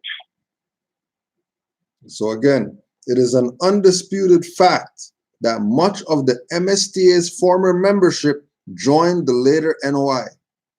The MSTA were the first Islamic group to refer to their meeting places as temples and utilized the separation of the sexes during services. They were first to pray facing the east, standing with their hands at their sides in front of them, palms upward.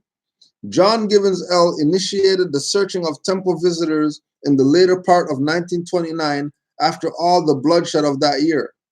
Hair straighteners and makeup were prohibited. Alcohol and tobacco were not tolerated, and meat and eggs were not to be eaten.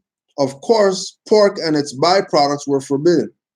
It is evident that Elijah, formerly the Prophet Elijah, and the Nation of Islam did not arrive on the scene fully developed at birth, but that a process of growth and its accompanying changes were a natural part of that growth. Mr. Fard laid the ideological foundation and built the basic infrastructure of the organization.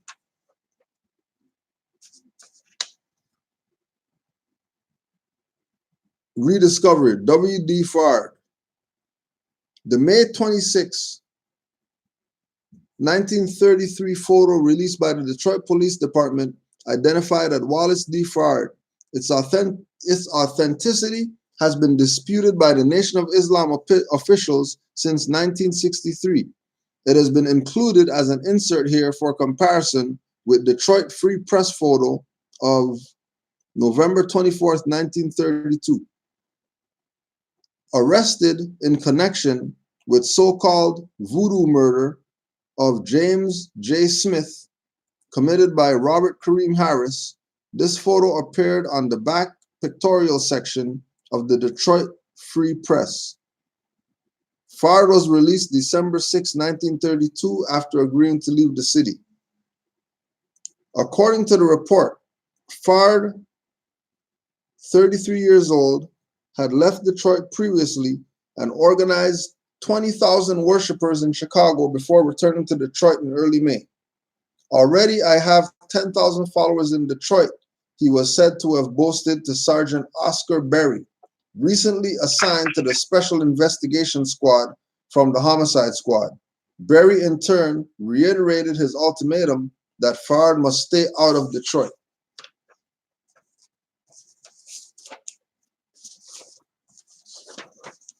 And that's from the article, The Moorish Science, Nation of Islam Connection by Prince A. Cuba.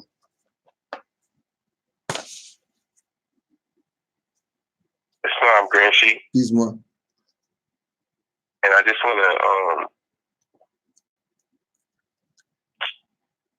just had okay.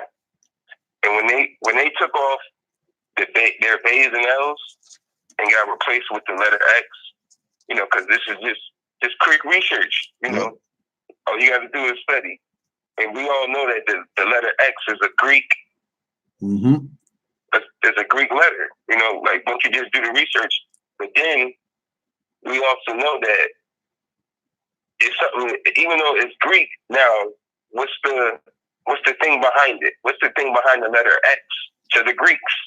Because it says in Greek's origin. Because we know that we're not dealing with no dummies. Farad's not a dummy. You know, these people are not dumb. They know what they're doing. They're very, very smart. Yeah. You know, all of these people, that everything that they were joined in and stuff like that, they're very specific and they know what they're doing. So when they took on that letter X, they did the research before they took on this letter.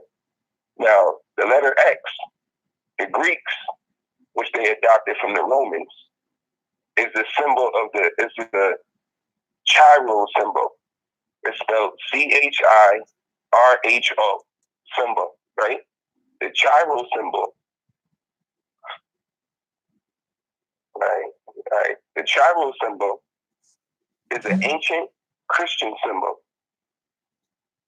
a Christogram that is made by overlaying the initial two letters of the Greek words Christos, meaning Christ, pronounced Kiro. The monogram looks to have been formed with the English alphabet X and P. In fact, it is the Greek alphabet Chi that resembles X and Rho that looks like P. The Chiro symbol represents both Christ and Christianity and exists today in several variations. It is also behind the practice of abbreviating Christ and Christmas to X. Now you watching the thing right now? The live? Yeah. No, not right now. I'm gonna look at it right now. All right, yeah, because I'm gonna put something up just to prove what you're saying. I'm looking at it. With regard to what you just read. Now this is the YMCA directory, and what do they got on the front? The Chiro. Oh my. The X with the P, which means Christian domination of the planet, and then they're showing you all the places that they dominated: Africa, Oceania, Europe, Asia, and America. Yeah. And this is the Inquisition. Yeah, that's crazy. That's crazy, man. That's the origins of the letter X, man. Right there. You holding it up. And this was what I left. This is what I left with when we were going through that stuff with the sister when we were in the news, and I got fired from the slave. This is where I was working at YMCA. And I jacked. This was what I jacked when I left. They had that there? Yeah, they had this there. This was the stuff that we would have to go through because we were doing collections for YMCA. So if we wanted to, like, we would have, collection. We would have collections from all over the world, people's YMCA membership that we're calling and collecting.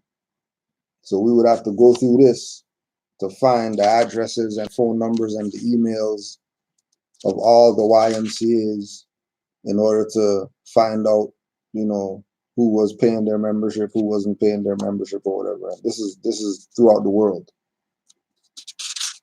right? All different countries up in here. Yeah, that's crazy, man. And then this is what this reads, right?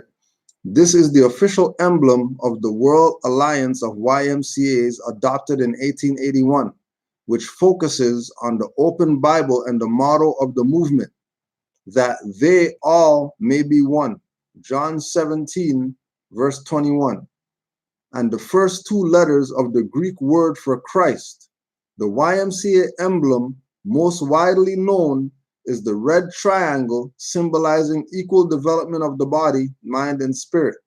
More recently, the World Alliance has been using a modern design of the official emblem, which incorporates the triangle. So if you got YMCA membership, make sure you get the hell out of there, because they're not playing YMCA. They're playing Christian conversion. Yeah, just as you said, Chiro, had to throw that one. Had to throw it down. No, but the whole overall story right there is crazy. Like I said though, Farrar was not no dummy. Yep. He knew what he's doing. Like he came in joining the Theosophical Society in San Francisco under the UNI movement, Moorish Science Temple of America. This man got some knowledge. Yeah, He's not stupid. He got it up. He's not stupid. He knows exactly what he was doing when he took that letter. Definitely not a dummy. He put the Moors back in slavery. That's exactly what they did. Yep. Put them right back in slavery. Right back. Took your feds off, took your L's and Bays off, and put Roman Christian on your tag on your titles. Yeah. That's crazy. Made you. That's not me saying that. Yeah. That's what happened. Exactly. Don't get mad. Don't get mad at the Moors. You didn't say anything. That's just what the truth is. That's just what the truth is. Don't get mad at Moors. I almost get, like, I really get, like, I think about that, I'm like, yo, that's crazy to know. Like, that's, like, nervous. Like, I'm, like, nervous now. Like, that's crazy. Like, that's crazy. That's how deep y'all took it? Some Chiro? Shit. Some Chiro. That's where they went with it.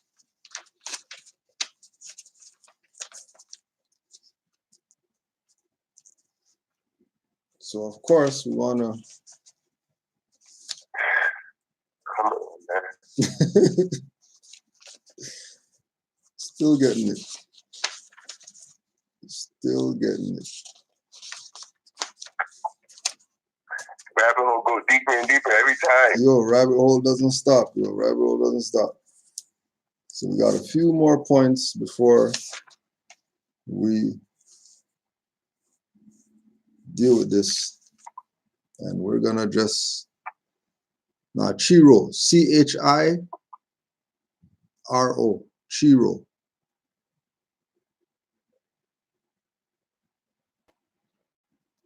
Yeah, truth's supposed to hurt. If truth doesn't hurt, it's probably not the truth. Right. So we just wanted to, because we only got through 8 minutes yesterday of our friends over here.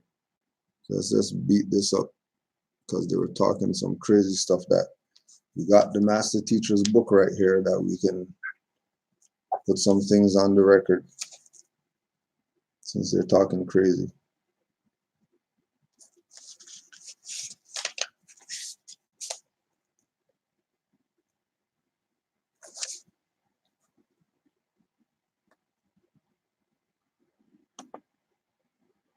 What would they call it? The stuff on the ship?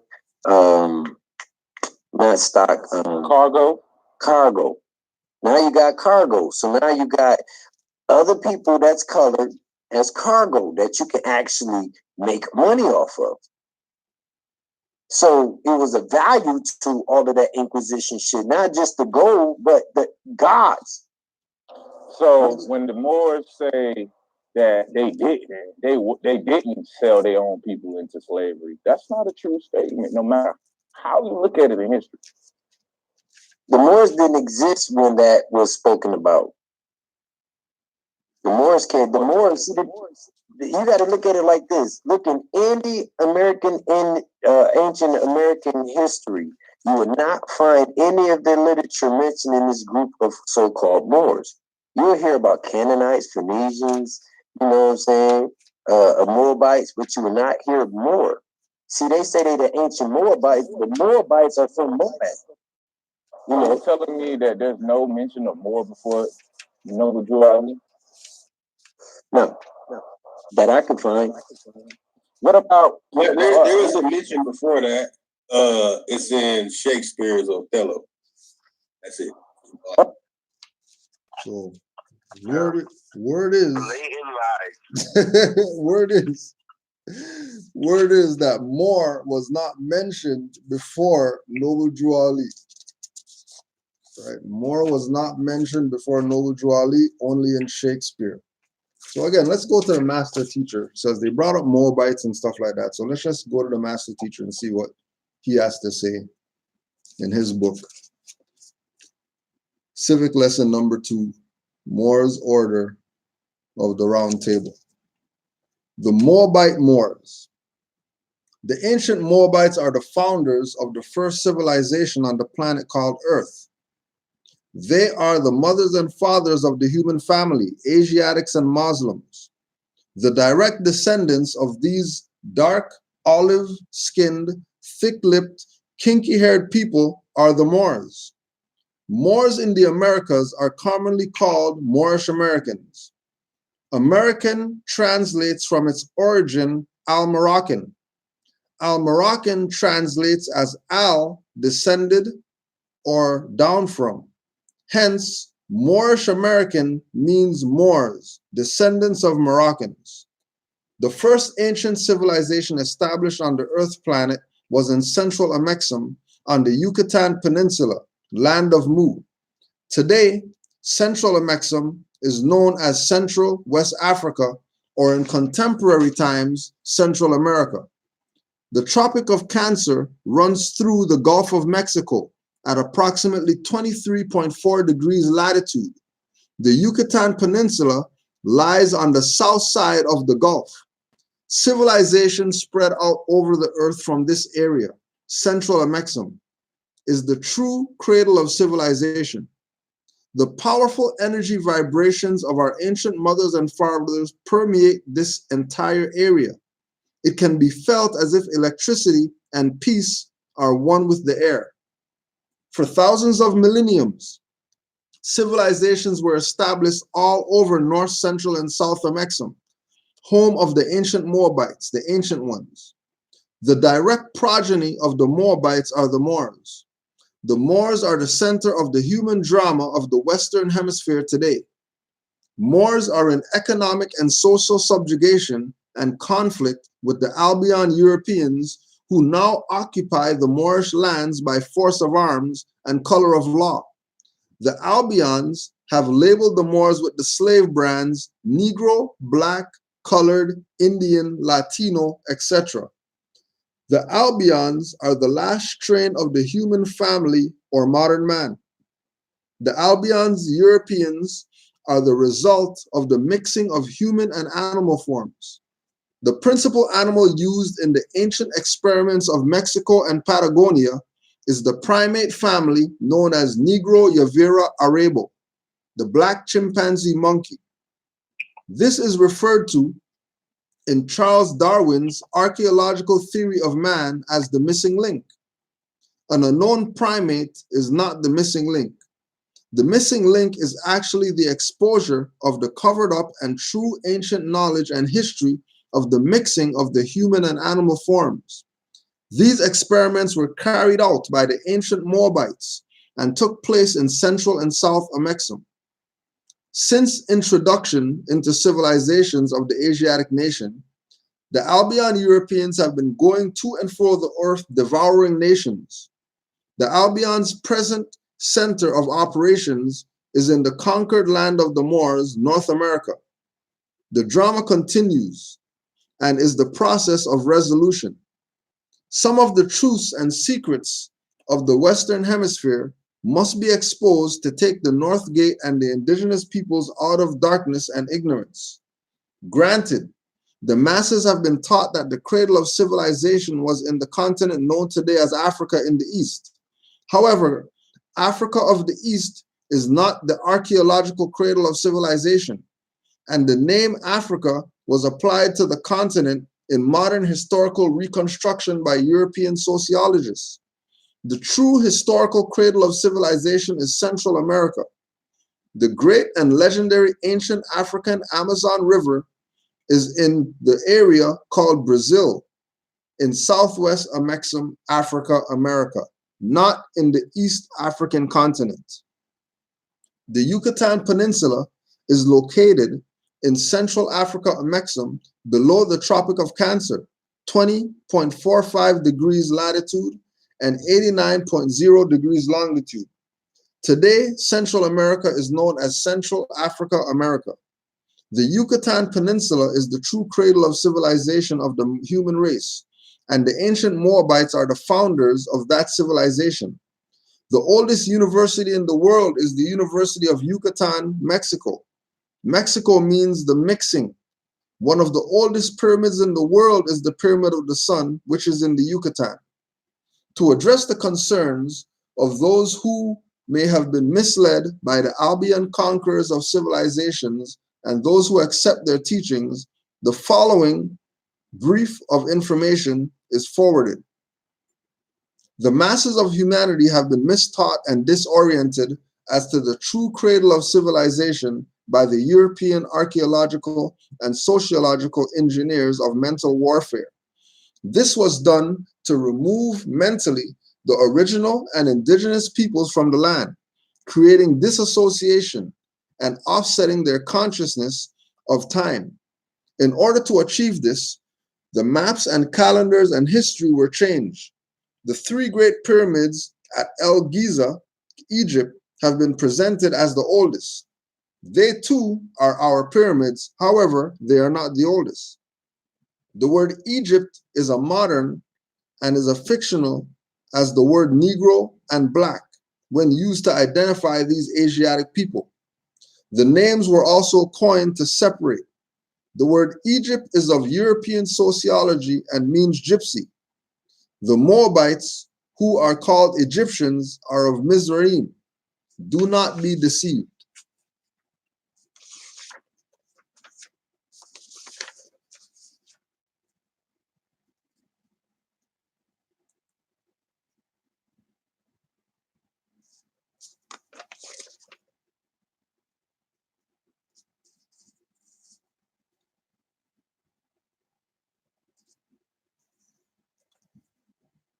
Islam, boy. Islam. Got anything to add on? Yeah, that was just ridiculous that he was saying Moors don't go past the Prophet Noble Drew Ali. Like crazy. like the Prophet just that's like saying, well, he just made the word up then. He made the word up more since it doesn't go past the Prophet. Noble Drew Ali made the word up. Like, he's not acknowledging nothing. Like, I have here, Luella, just on the title alone, Luella J. Hall, the United States of Morocco, 1776, 1956. That's 1776. Yep, that's definitely before Noble Drew Ali. That's way before the Prophet. Definitely before Noble Drew Ali. And even when you look up more, they talk about how they conquered Al-Andalus, and they'll say in the dictionary they conquered Spain in 711 AD. That's in the dictionary. That's way past Noble Drew Ali. Mm-hmm. Like, you don't even have to go hard. Like, that's just regular. That's just incompetency. He just mad. And just like, nope, it doesn't go past the Noble Drew Ali.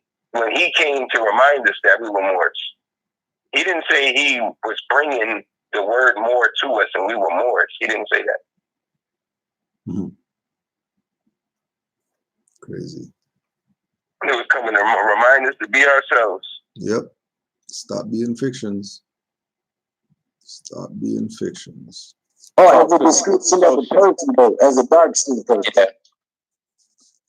Okay, and the only other time I ever heard more reference was in the painting of George Washington and the little black dude that was on the front boat, who was allegedly Pedro the Moor. Yeah, and guess what he was? He was a servitude of George Washington. I wanted to get into that too, because I keep hearing Moors keep hollering the Treaty of Peace and Friendship. Like, it's the end all be all when it comes to nationality and status and shit. And I've just finished reading it, and it is in no way the end all be all, because you still under a status or under subject to the country that you're in according to the treaty. So, like this, what do the people from Morocco call themselves? Do they say Moor or do they say Moroccan? They say Moroccan. And they damn sure don't say Moorish. French Montana. Listen, we listen to French Montana music. Marrakesh. Yeah, we listen to French Montana music. He's a Moroccan. Dude, Canaanland, any of these dudes call themselves Moors look like French Montana? Shit, honestly, shit, fucking Caramel, you look more like French, like you can be related to French than any of these dudes that call themselves Moors, but I know you not, because his hair is straight. You look at French Montana hair, he's number one. I got a daughter that's fucking Caramel's complexion, and her mama's dark, and I'm dark, So we already know the Aborigine woman can create anything. And we already know certain lineages got certain phenotypes and genetic traits that manifest in different ways. But that's where the Moors got me fucked up at, because I'm dark and I'm dark. Do Canaanland or any of these dudes call themselves Moors look like French Montana? Just with regard to French Montana, that's just What was the question? Do any of the Moors look like French Montana? Because apparently French Montana is what a real Moroccan looks like, or whatever.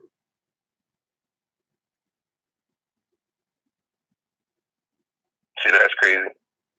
Crazy. Well, let's just try this one. Standing on the rock, Morocco, here we go, Moabite Mo, Grand G. Cujo. Let's flow.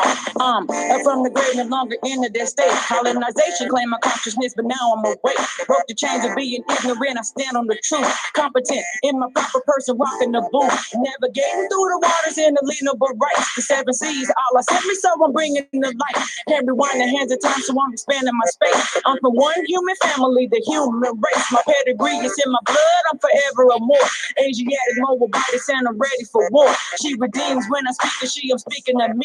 Assistant and helping uplifting fallen humanity. For the record, on the record, neither Negro or black. A troglodyte, my people suffering, we only attack. My people perish from true knowledge, we so desperately lack. So why in the hell would I want to go back? Can't go back to that. Been a slave of my mentality. Broke the chains that were bounding me. Listen to me now. Can't go back to that. I'm on the left, you're on the right, and the light. Melanated radiation is bright. Yeah, we don't regress but progress. Crystals back for no stress. With the feds and not liberate the mind's oppressed. Staring at a wall in a hole, show you a ladder. Which is not a thing you climb, but your 7 chakras. Ask Jacob, 5 up, assalamu alaikum. Left foot first, so standing on the square, take 'em. The opposite of get out black holes into life so marvelous. You get scared from fright. False and light, tonight appears real, you just might. Sit in a trap, can't move, just paralyzed. Paralysis that you only get if you see. Your heights are so deep, the depths are so deep. Intelligent hoodlums said the rest of the presidency. 2 shots for drink champs, Nori knows who I lead. Calling Yassine Babo step, you think like the colonists. Even though Nostradamus told you what your problem is. I hear French Montana rhyme about nothing about Morocco. Nothing. And if he's French Montana, it makes a lot of sense, because when we go check these people and their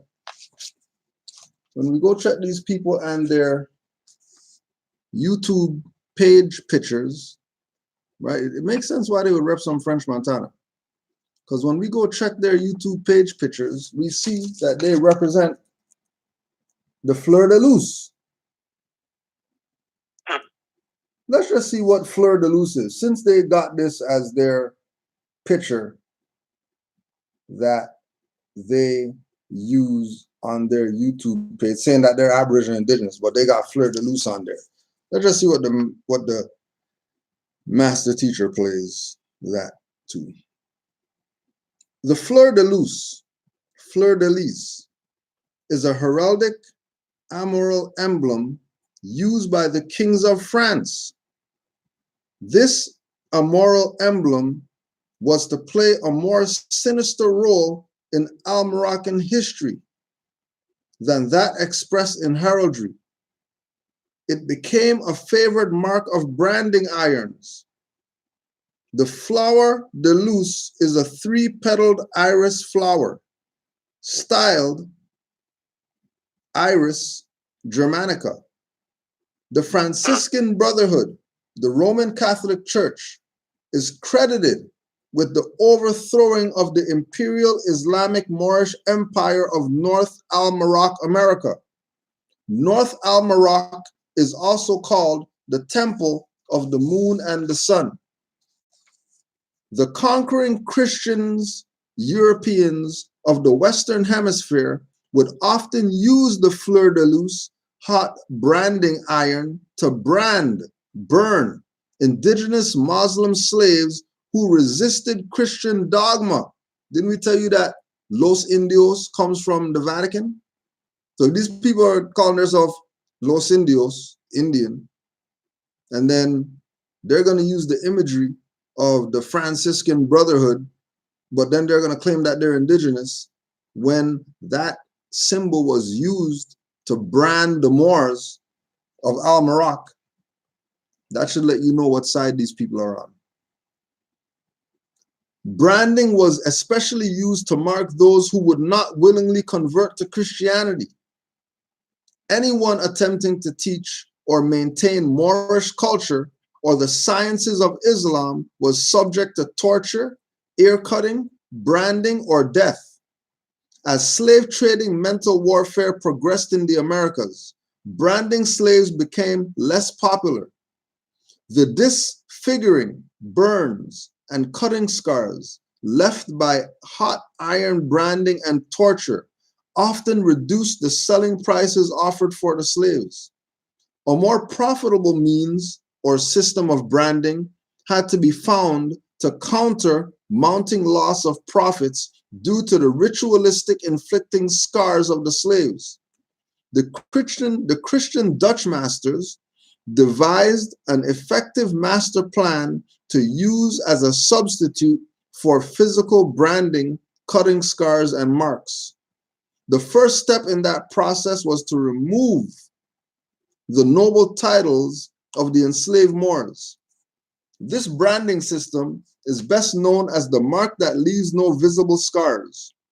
The words Negro, Black, Colored, Indian, etc. were also coined and used by the Albion masters as slave marks for permanent description labels on enslaved Moors. This clever branding system was later expanded to the public record. The defeated and enslaved Moors were now branded with the European slave masters' family surnames. Fleur-de-lis, pushers. Fleur-de-lis pushers, letting you know where they stand and who they're riding with. Letting you know where they stand and who they're riding with. Yep, the New Orleans Saints too. Now they're gonna claim that they're Saints fans. No, they're not Saint fans, they're Inquisitionists. They're Christian Crusaders. Yep. No Saints fans. These people are Christian Crusaders. Mm-hmm. And their duty is to keep the propagation going. Shit. Shit. There's a lot more. Yeah, in regards to the French Montana Moroccan comment, right? Luella J. Hall, the United States and Morocco, 1776-1956. On page 38, she says, Negroes of both sexes imported from the Sudan and collected from all parts of Morocco were settled in huge camps where Ismail himself supervised their training and propagation. Said to number 100,000 at their master's death, these troops became powerful enough to install and depose sultans until they were dispersed in various parts of Morocco by Sidi Muhammad the 14th. Moulay Ismail was known as the quote-unquote Black Sultan, not on account of his deeds, but because of his skin. Although a Sharif, he had a Negro slave for a mother. This Moulay Ismail, the tyrant, the one they called a tyrant because he was going around just killing Christians. He was known as, quote-unquote, the Black Sultan. That's not French Montana. His mom was a quote-unquote Negro slave. That's not French Montana. Straight. I just wanted to add that in. Islam. fucking Caramel, you look more like Fritz, like you can be related to Fritz than any of these dudes that call themselves Moorish, but I know you not because his head is straight. You look at French Montana hair, number one. I got a daughter that's fucking Caramel's complexion, and her mom was dark, and I'm dark. So we already know the Aborigine woman create anything. And we already know certain lineages got certain phenotypes and genetic traits that manifest in different ways. But that's where the Moors got me fucked up at, because they cannot tell me how to distinguish the Moor. Like, just tell me that. Can any Moor? I just want y'all to go get Taj Tariq. I need y'all to go get anybody to be able to tell me the distinguishable characteristics of what a Moorish person is. They can't. All they say is they're Moabites and Canaanites. That's all they say. And there is no evidence to support those theories. No. I'm a unicorn and a butterfly, goddammit. Does not mean I'm a dragon that blow water. Go ahead, Mar. Yeah, I just want to read something real quick where they get that concept from, right? As soon as they start doing all that phenotype and what does a Moor look like question. Yeah. Okay. All right. This is coming out of, I hope people be writing this stuff down sometimes. This is coming out of the book, Indigenous Peoples and Human Rights, International and Regional Jurisprudence by Ben Falk, right? On page 28. It says, it's real short. It says, the connection to pre-colonial populations remain a central criterion, although this is now framed in ancestral, racial, or biological terms of descent, which has a problematical history given the legacy of eugenics and the subjugation of indigenous peoples. I'm not lying when I be bringing that up. Like, yo, you know, like, as soon as I bring that up, that comes from eugenics. Like, oh, with the phenotype and all that stems from the problematic history given the legacy of eugenics and the subjugation of indigenous peoples. They're purposely doing that to label and do experimentation and classification of these quote-unquote indigenous people. That's what that's used for. It's not used to, oh, what does the Moor look like? That's not what it's for. That's not. And then when you do that, when you are asking that question, you're part of the eugenics, the colonization mindset. You're part of the classification, putting people into experimentation laboratories and stuff like that to see what type of DNA or whatever to be classified again, to be part of to create a race. That's what they was trying to do with all of this phenotype and you look like this and you're part of this. That's what they're doing. So as soon as they ask that question, that's where it stems from. The legacy of eugenics and the subjugation of indigenous people. Again, in the book, Indigenous People and Human Rights, it tells you where all that came from. Where ancestral, racial, or biological terms of descent. History given the legacy of eugenics and the subjugation of indigenous peoples. Just plain and simple. Like, that's where it comes from. I didn't make that up.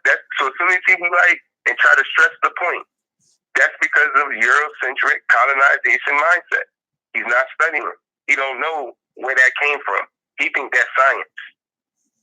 That this is because that whole concept they get, or we get and learn that from, is from Europeans. But we don't challenge and see where why do y'all want to know that? Where is that coming from? Because our ancestors didn't do that. Use it for classification to distribute, like to see who was what, and we didn't do that for that. We didn't. That's a 19th century concept. That's modern. That's not ancient. So that's why I be saying, like, then they be like, oh, they're not gonna say nothing, brother.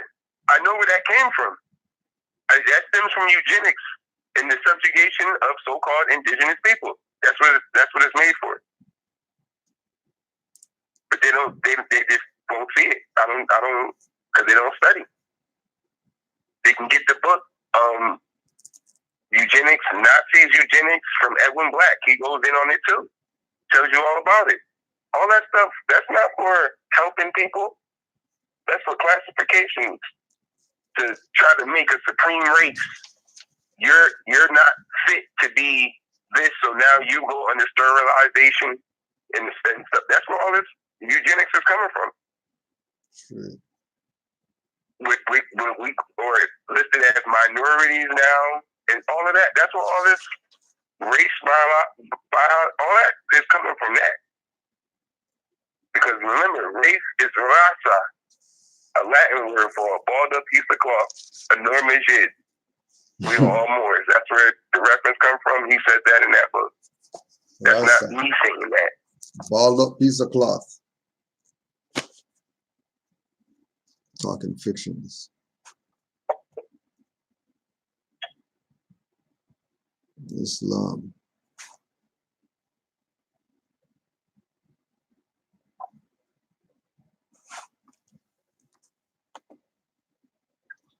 So the Moors, this is why I have a problem with them, because they act as if they're leading the way. They're pioneering every goddamn thing when it comes to this law shit and into this information. They did it right. They started it right.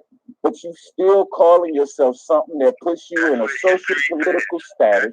It still allows you to be socialized, and you're internalizing somebody else's ideologies, and yet you're still reaping the same results that someone who is Black or a United States citizen or anyone else is. So my question is, what the fuck is y'all? Why y'all so special? I'm trying to figure it out. What is it, y'all? Didn't he mention a treaty that in 1770 was supposed to supersede the Constitution or some other shit? Or did he say that 1770 treaty was an influence for the Constitution? I was kind of confused by that. What he said was that the treaty was before the Constitution. He was saying that we know that indigenous people wrote the Great Law of Peace. So when we was talking about the treaty, he was basically saying, how can you say that indigenous people wrote the Great Law of Peace, but yet not say that the Treaty of Friendship and Peace with Morocco is valid, when we basically can understand that there were melanated people making treaties and writing and doing, litigation between themselves and shit like that. So he wasn't really making a point. He was just trying to make more validity to that bullshit ass treaty with that Sultan and shit. Hey, I'm gonna show you this real quick, man. I'm gonna express this with the panel in the chat room, and it's called the First Nation. And I don't know if y'all familiar with the First Nation. No. What I was talking about, just so we can be clear, is Article 6 of the Constitution for the United States of America Republic, that the so-called Iroquois Confederation guys say that they set this up. So that means they made sure that this was in the Constitution for these Europeans. Article 6, all debts contracted and engagements entered into before the adoption of this Constitution shall be as valid against the United States under this Constitution as under the Confederation. All debts contracted. What debts? The debts that these people been owing to Morocco. That's why George Washington had to write the letter to the Sultan, saying that we didn't pay our debts. We apologize for not paying our debts, because all debts contracted and engagements entered into before this Constitution. Section 2. This Constitution and the laws of the United States, which shall be made in pursuance thereof, and all treaties made, or which shall be made, under the authority of the United States, shall be the supreme law of the land. So that was the point that we're making, because they keep talking about treaty doesn't mean nothing, Constitution, the Iroquois did the great law, the great peace, and we did the Constitution. We know that already. But in that same Constitution that these Iroquois created, it tells you in Article 6 that treaties are the supreme law of the land, which would mean that the treaties and the constitutions go together. They're not separate documents. You can't talk about Constitution without talking about Articles of Association. You can't talk about Constitution without talking about Articles of Confederation. You can't talk about Constitution without talking about the Treaty of Peace and Friendship between Morocco and United States, which gave them the inspiration to even have a constitution. And we're going to ask the question again. If these people are the Aboriginal and Indigenous people and they rule over here, why did the US go to Morocco to get permission to be a nation? Why didn't they go to the Aboriginal and Indigenous people? And of course, they're never going to answer, because the answer is because they're in Morocco.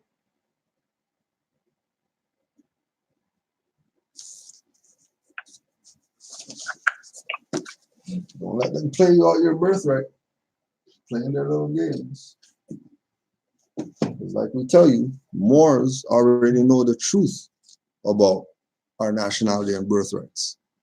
And all we're doing is try to put our people on so they can know the truth about their nationality and birthrights. But hey, if they don't want to know, hey, you know, it is what it is. It is what it is.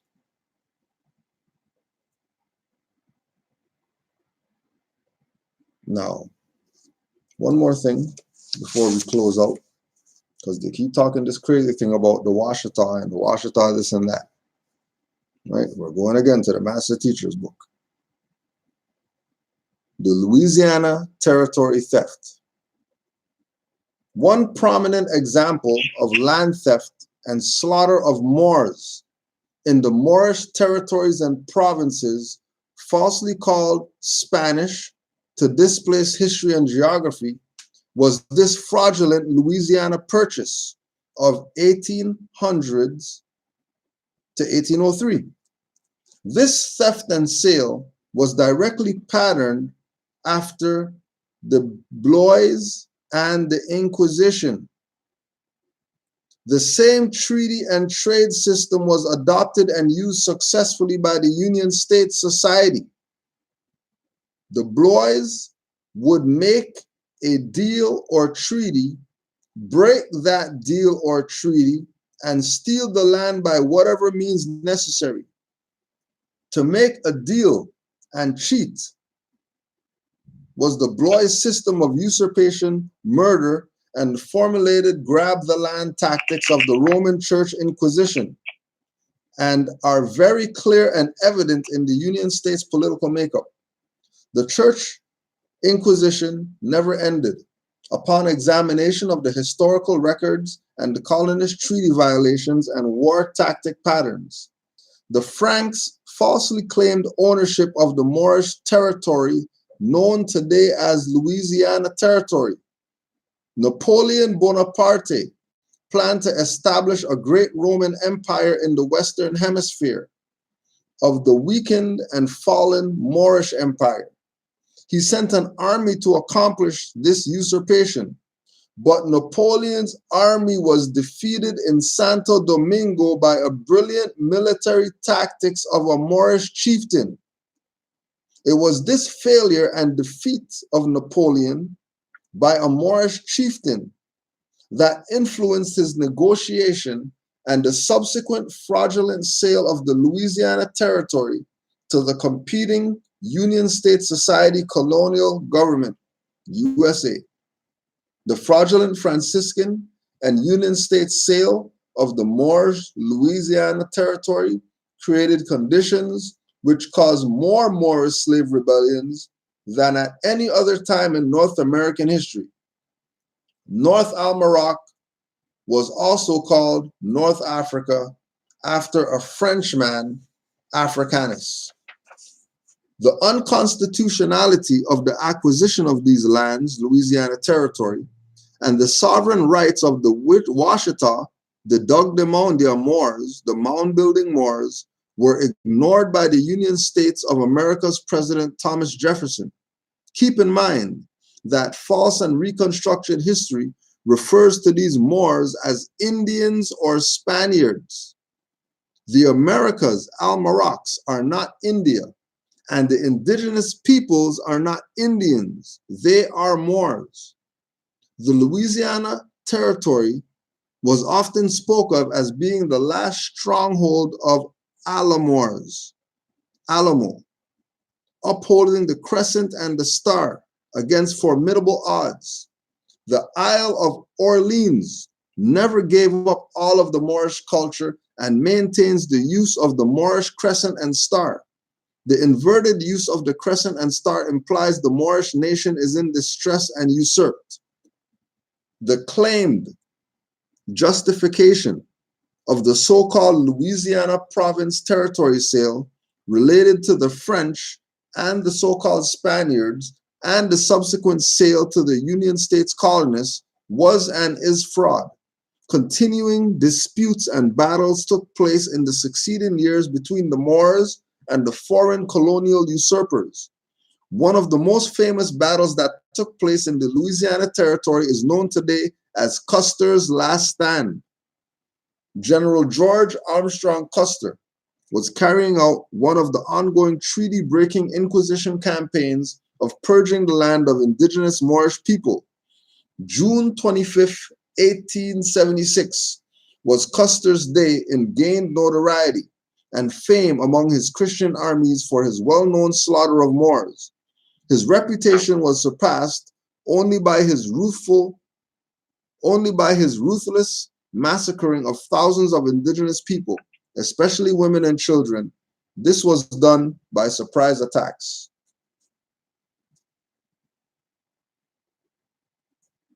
Islam.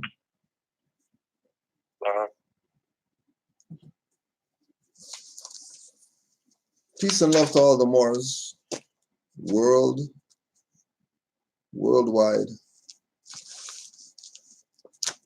Islam to all. I will you had a good holy day today. I sure did.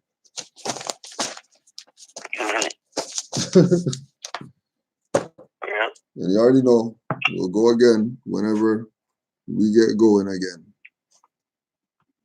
But we want to make sure that we put it out there for the Moors to wake the head up. Wake up.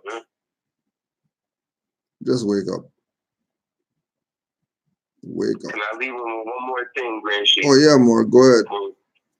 One last thing for the indigenous people that just call themselves the adjective indigenous. This is coming out of the book called Indigenous People and Human Rights, International Regional Jurisprudence by Ben Saul. Again, on page 25, it says, there is a wide variety of definitions of quote-unquote indigenous in national laws. Despite various efforts, the international community, however, has never agreed on a comprehensive legal definition of indigenous. There is no widely accepted treaty, and the International Court of Justice has not considered the question. I just wanted to add that. So when they keep saying they're indigenous, the adjective, just know, and the international community, the term indigenous doesn't even have a definition. They don't even, it says the International Court of Justice has not considered the question. It doesn't, the term indigenous doesn't have a comprehensive legal definition. So when they just keep walking around talking about, oh, we were the indigenous people. All right.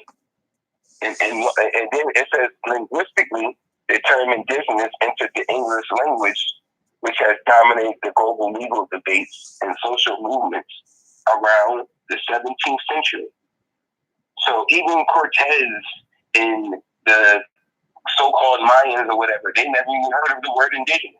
So when you be like, oh, us indigenous, that word, that's modern. That whole thing, it bugs me out that they always use it. They just love using that word, but they're just indigenous. Mm-hmm. And it talks about I said, tribal populations in turn are defined as, so this is the definition of tribal populations. In turn are defined as those whose social and economic conditions are at a less advantaged stage than other sections of the national community. Why is that? Because they don't have tribal populations don't have a nationality. Mm-hmm. So their social and economic conditions are less advantaged. Because they're calling themselves tribes. They have no nationality. Yeah. Playing themselves. The very use of the term tribal carries implication of primitiveness or backwardness.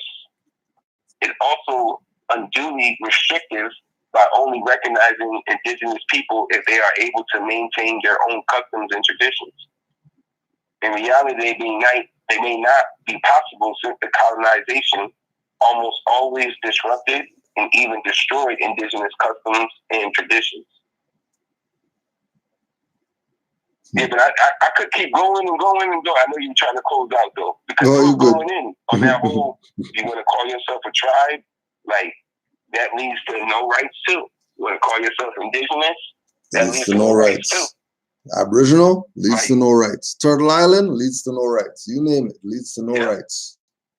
It tells you, like, if you don't have a nationality is the thing. Like nationality is the way to everything. Like, if you don't have no nationality, it's not working. Mm-hmm. It's not working. And it expresses the fact, too, country. Doesn't say anything about no continent. They keep taking it from some continent. Islam, Grand Sheik. Islam to the Moors. Islam to all the Moors. Peace and love to all the Moors. Peace and love to all the Moors who know that they're Moors. Because we already know. We already know, without a shout out. Honors to the Prophet Noble Drew Ali. Give thanks to Allah. Happy Holy Day to all the Moors. You know how we seek that higher knowledge. Peace and love, Moors. We already know. Only the ignorant can't relate. We just kill them with love instead of hate. That's what it's about. We are Moors.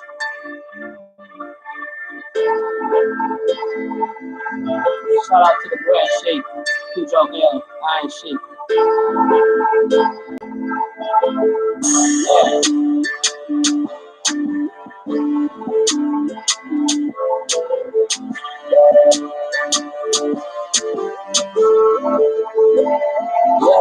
We are Moors. Heard what I said?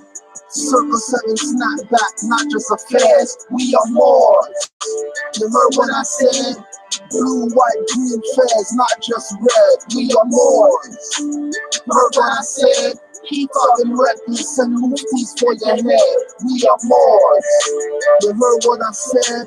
The slave name crest might have a Moor head. We are more. 20 more rockin', you could call them Moroccans. Racial West adepts, let's get it poppin'. Got a problem with my sheet? Got a problem with me?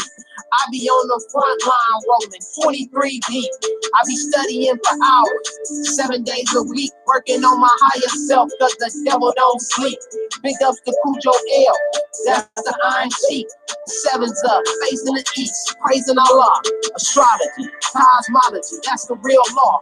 I slow roast ya, master the flame like Zoe Roaster. The rise of the new Moors, old heads move over. That Kundalini energy rising up like a cobra. This is training day, mount up with real soldiers. Elevate beyond the hate and claim your lost estate. The only reason you hate is you too blind to relate. The only reason you hate is you too blind to relate. We are Moors. Heard what I said? Circle 7 snap back, not just affairs. We are Moors. You heard what I said? I don't rock a head, just a turban, no affairs. We are Moors. Heard what I said? Keep talking reckless and muftis for your head. We are Moors. You heard what I said? The slave name Chris might have a more head. Stop talking crazy. You can't be everything but Moors. That's like willing to stay minority and not mature. Therefore, Tosh to be great taught the world don't respect you. However, since you want to be it, you go down when they fall. They, the ones you call government, that's really a corpse. Black man means funeral director. Should make sense, of course. Music is the food, and the message, the medicine. Remember, food is poison. I'm with the golden era veterans, like Mark D. Condolences, QB, RIP Prodigy, who studied the history of the Moors and etymology. You missed the Corsica headband, disguised as a bandana. Moorish MC, the real Moroccan, not a French Montana. Since you wanna be it, you go down when they fall. They, the ones you call government, that's really a corpse. Black man means funeral director. Should make sense, of course. Music is the food, and the message, the medicine. Remember, food is poison. I'm with the golden era veterans, like Mark D. Condolences, QB, RIP Prodigy, who studied the history of the Moors and etymology. You missed the Corsica headband, disguised as a bandana. Moorish MC, the real Moroccan, not a French Montana. Heard what I said? Keep talking reckless and muftis for your head. We are Moors. You heard what I said? Your slave named Chris might have a more head. Stop talking crazy. You can't be everything but Moors. That's like willing to stay minority and not mature. Therefore, Tosh to be great taught the world don't respect you. However, since you want to be it, you go down when they fall. They, the ones you call government, that's really a corpse. Black man means funeral director. Should make sense, of course. Music is the food, and the message, the medicine. Remember, food is poison. I'm with the golden era veterans, like Mark D. Condolences, QB, RIP Prodigy, who studied the history of the Moors and etymology. You missed the Corsica headband, disguised as a bandana. Moorish MC, the real Moroccan, not a French Montana. Kendrick Lamar, you Sarahite, trust me, you use a language. Lupe put Moors in his video, made the point vantage. Yassine Bey knows Sabay, Bey knows Moorish Master MC. Fruquan Bey and Daddy IU are on some Moorish degrees. Spraga and Bojuno, they even killed Peter because of Macintosh. Still visit their planets, hip-hop astronauts. Milky Way flow, rays of tassels, non-unbelievers. To higher than other senses, to still pick up the frequency. Pick your addiction, truth will still make itself known. To go platinum now, you gotta give up more puzzle soul. Watch Professor build pyramids, I watch drink champ steady. Cause Nori said you are on a track, so call me Betty. Also, more exec produced the War Report album. Aboriginal Super Cat taught me how to hang and scalp them. Operation Lockdown, video feathers like I said to do. Initiate invasions, activate outdoors every spook. We are Moors. Heard what I said? Circle 7 snap back, not just affairs. We are Moors. You heard what I said? Blue, white, green fairs, not just red. We are Moors. Heard what I said? Keep talking reckless and muftis for your head. We are Moors. You heard what I said? The slave named Chris might have a more head. We are Moors.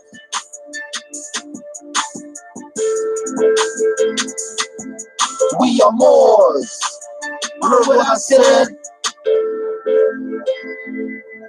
We are Moors.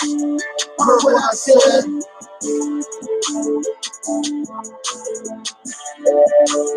Heard what I said?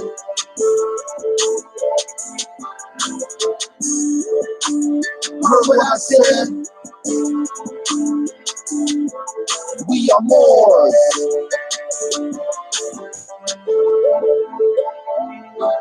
We are Moors.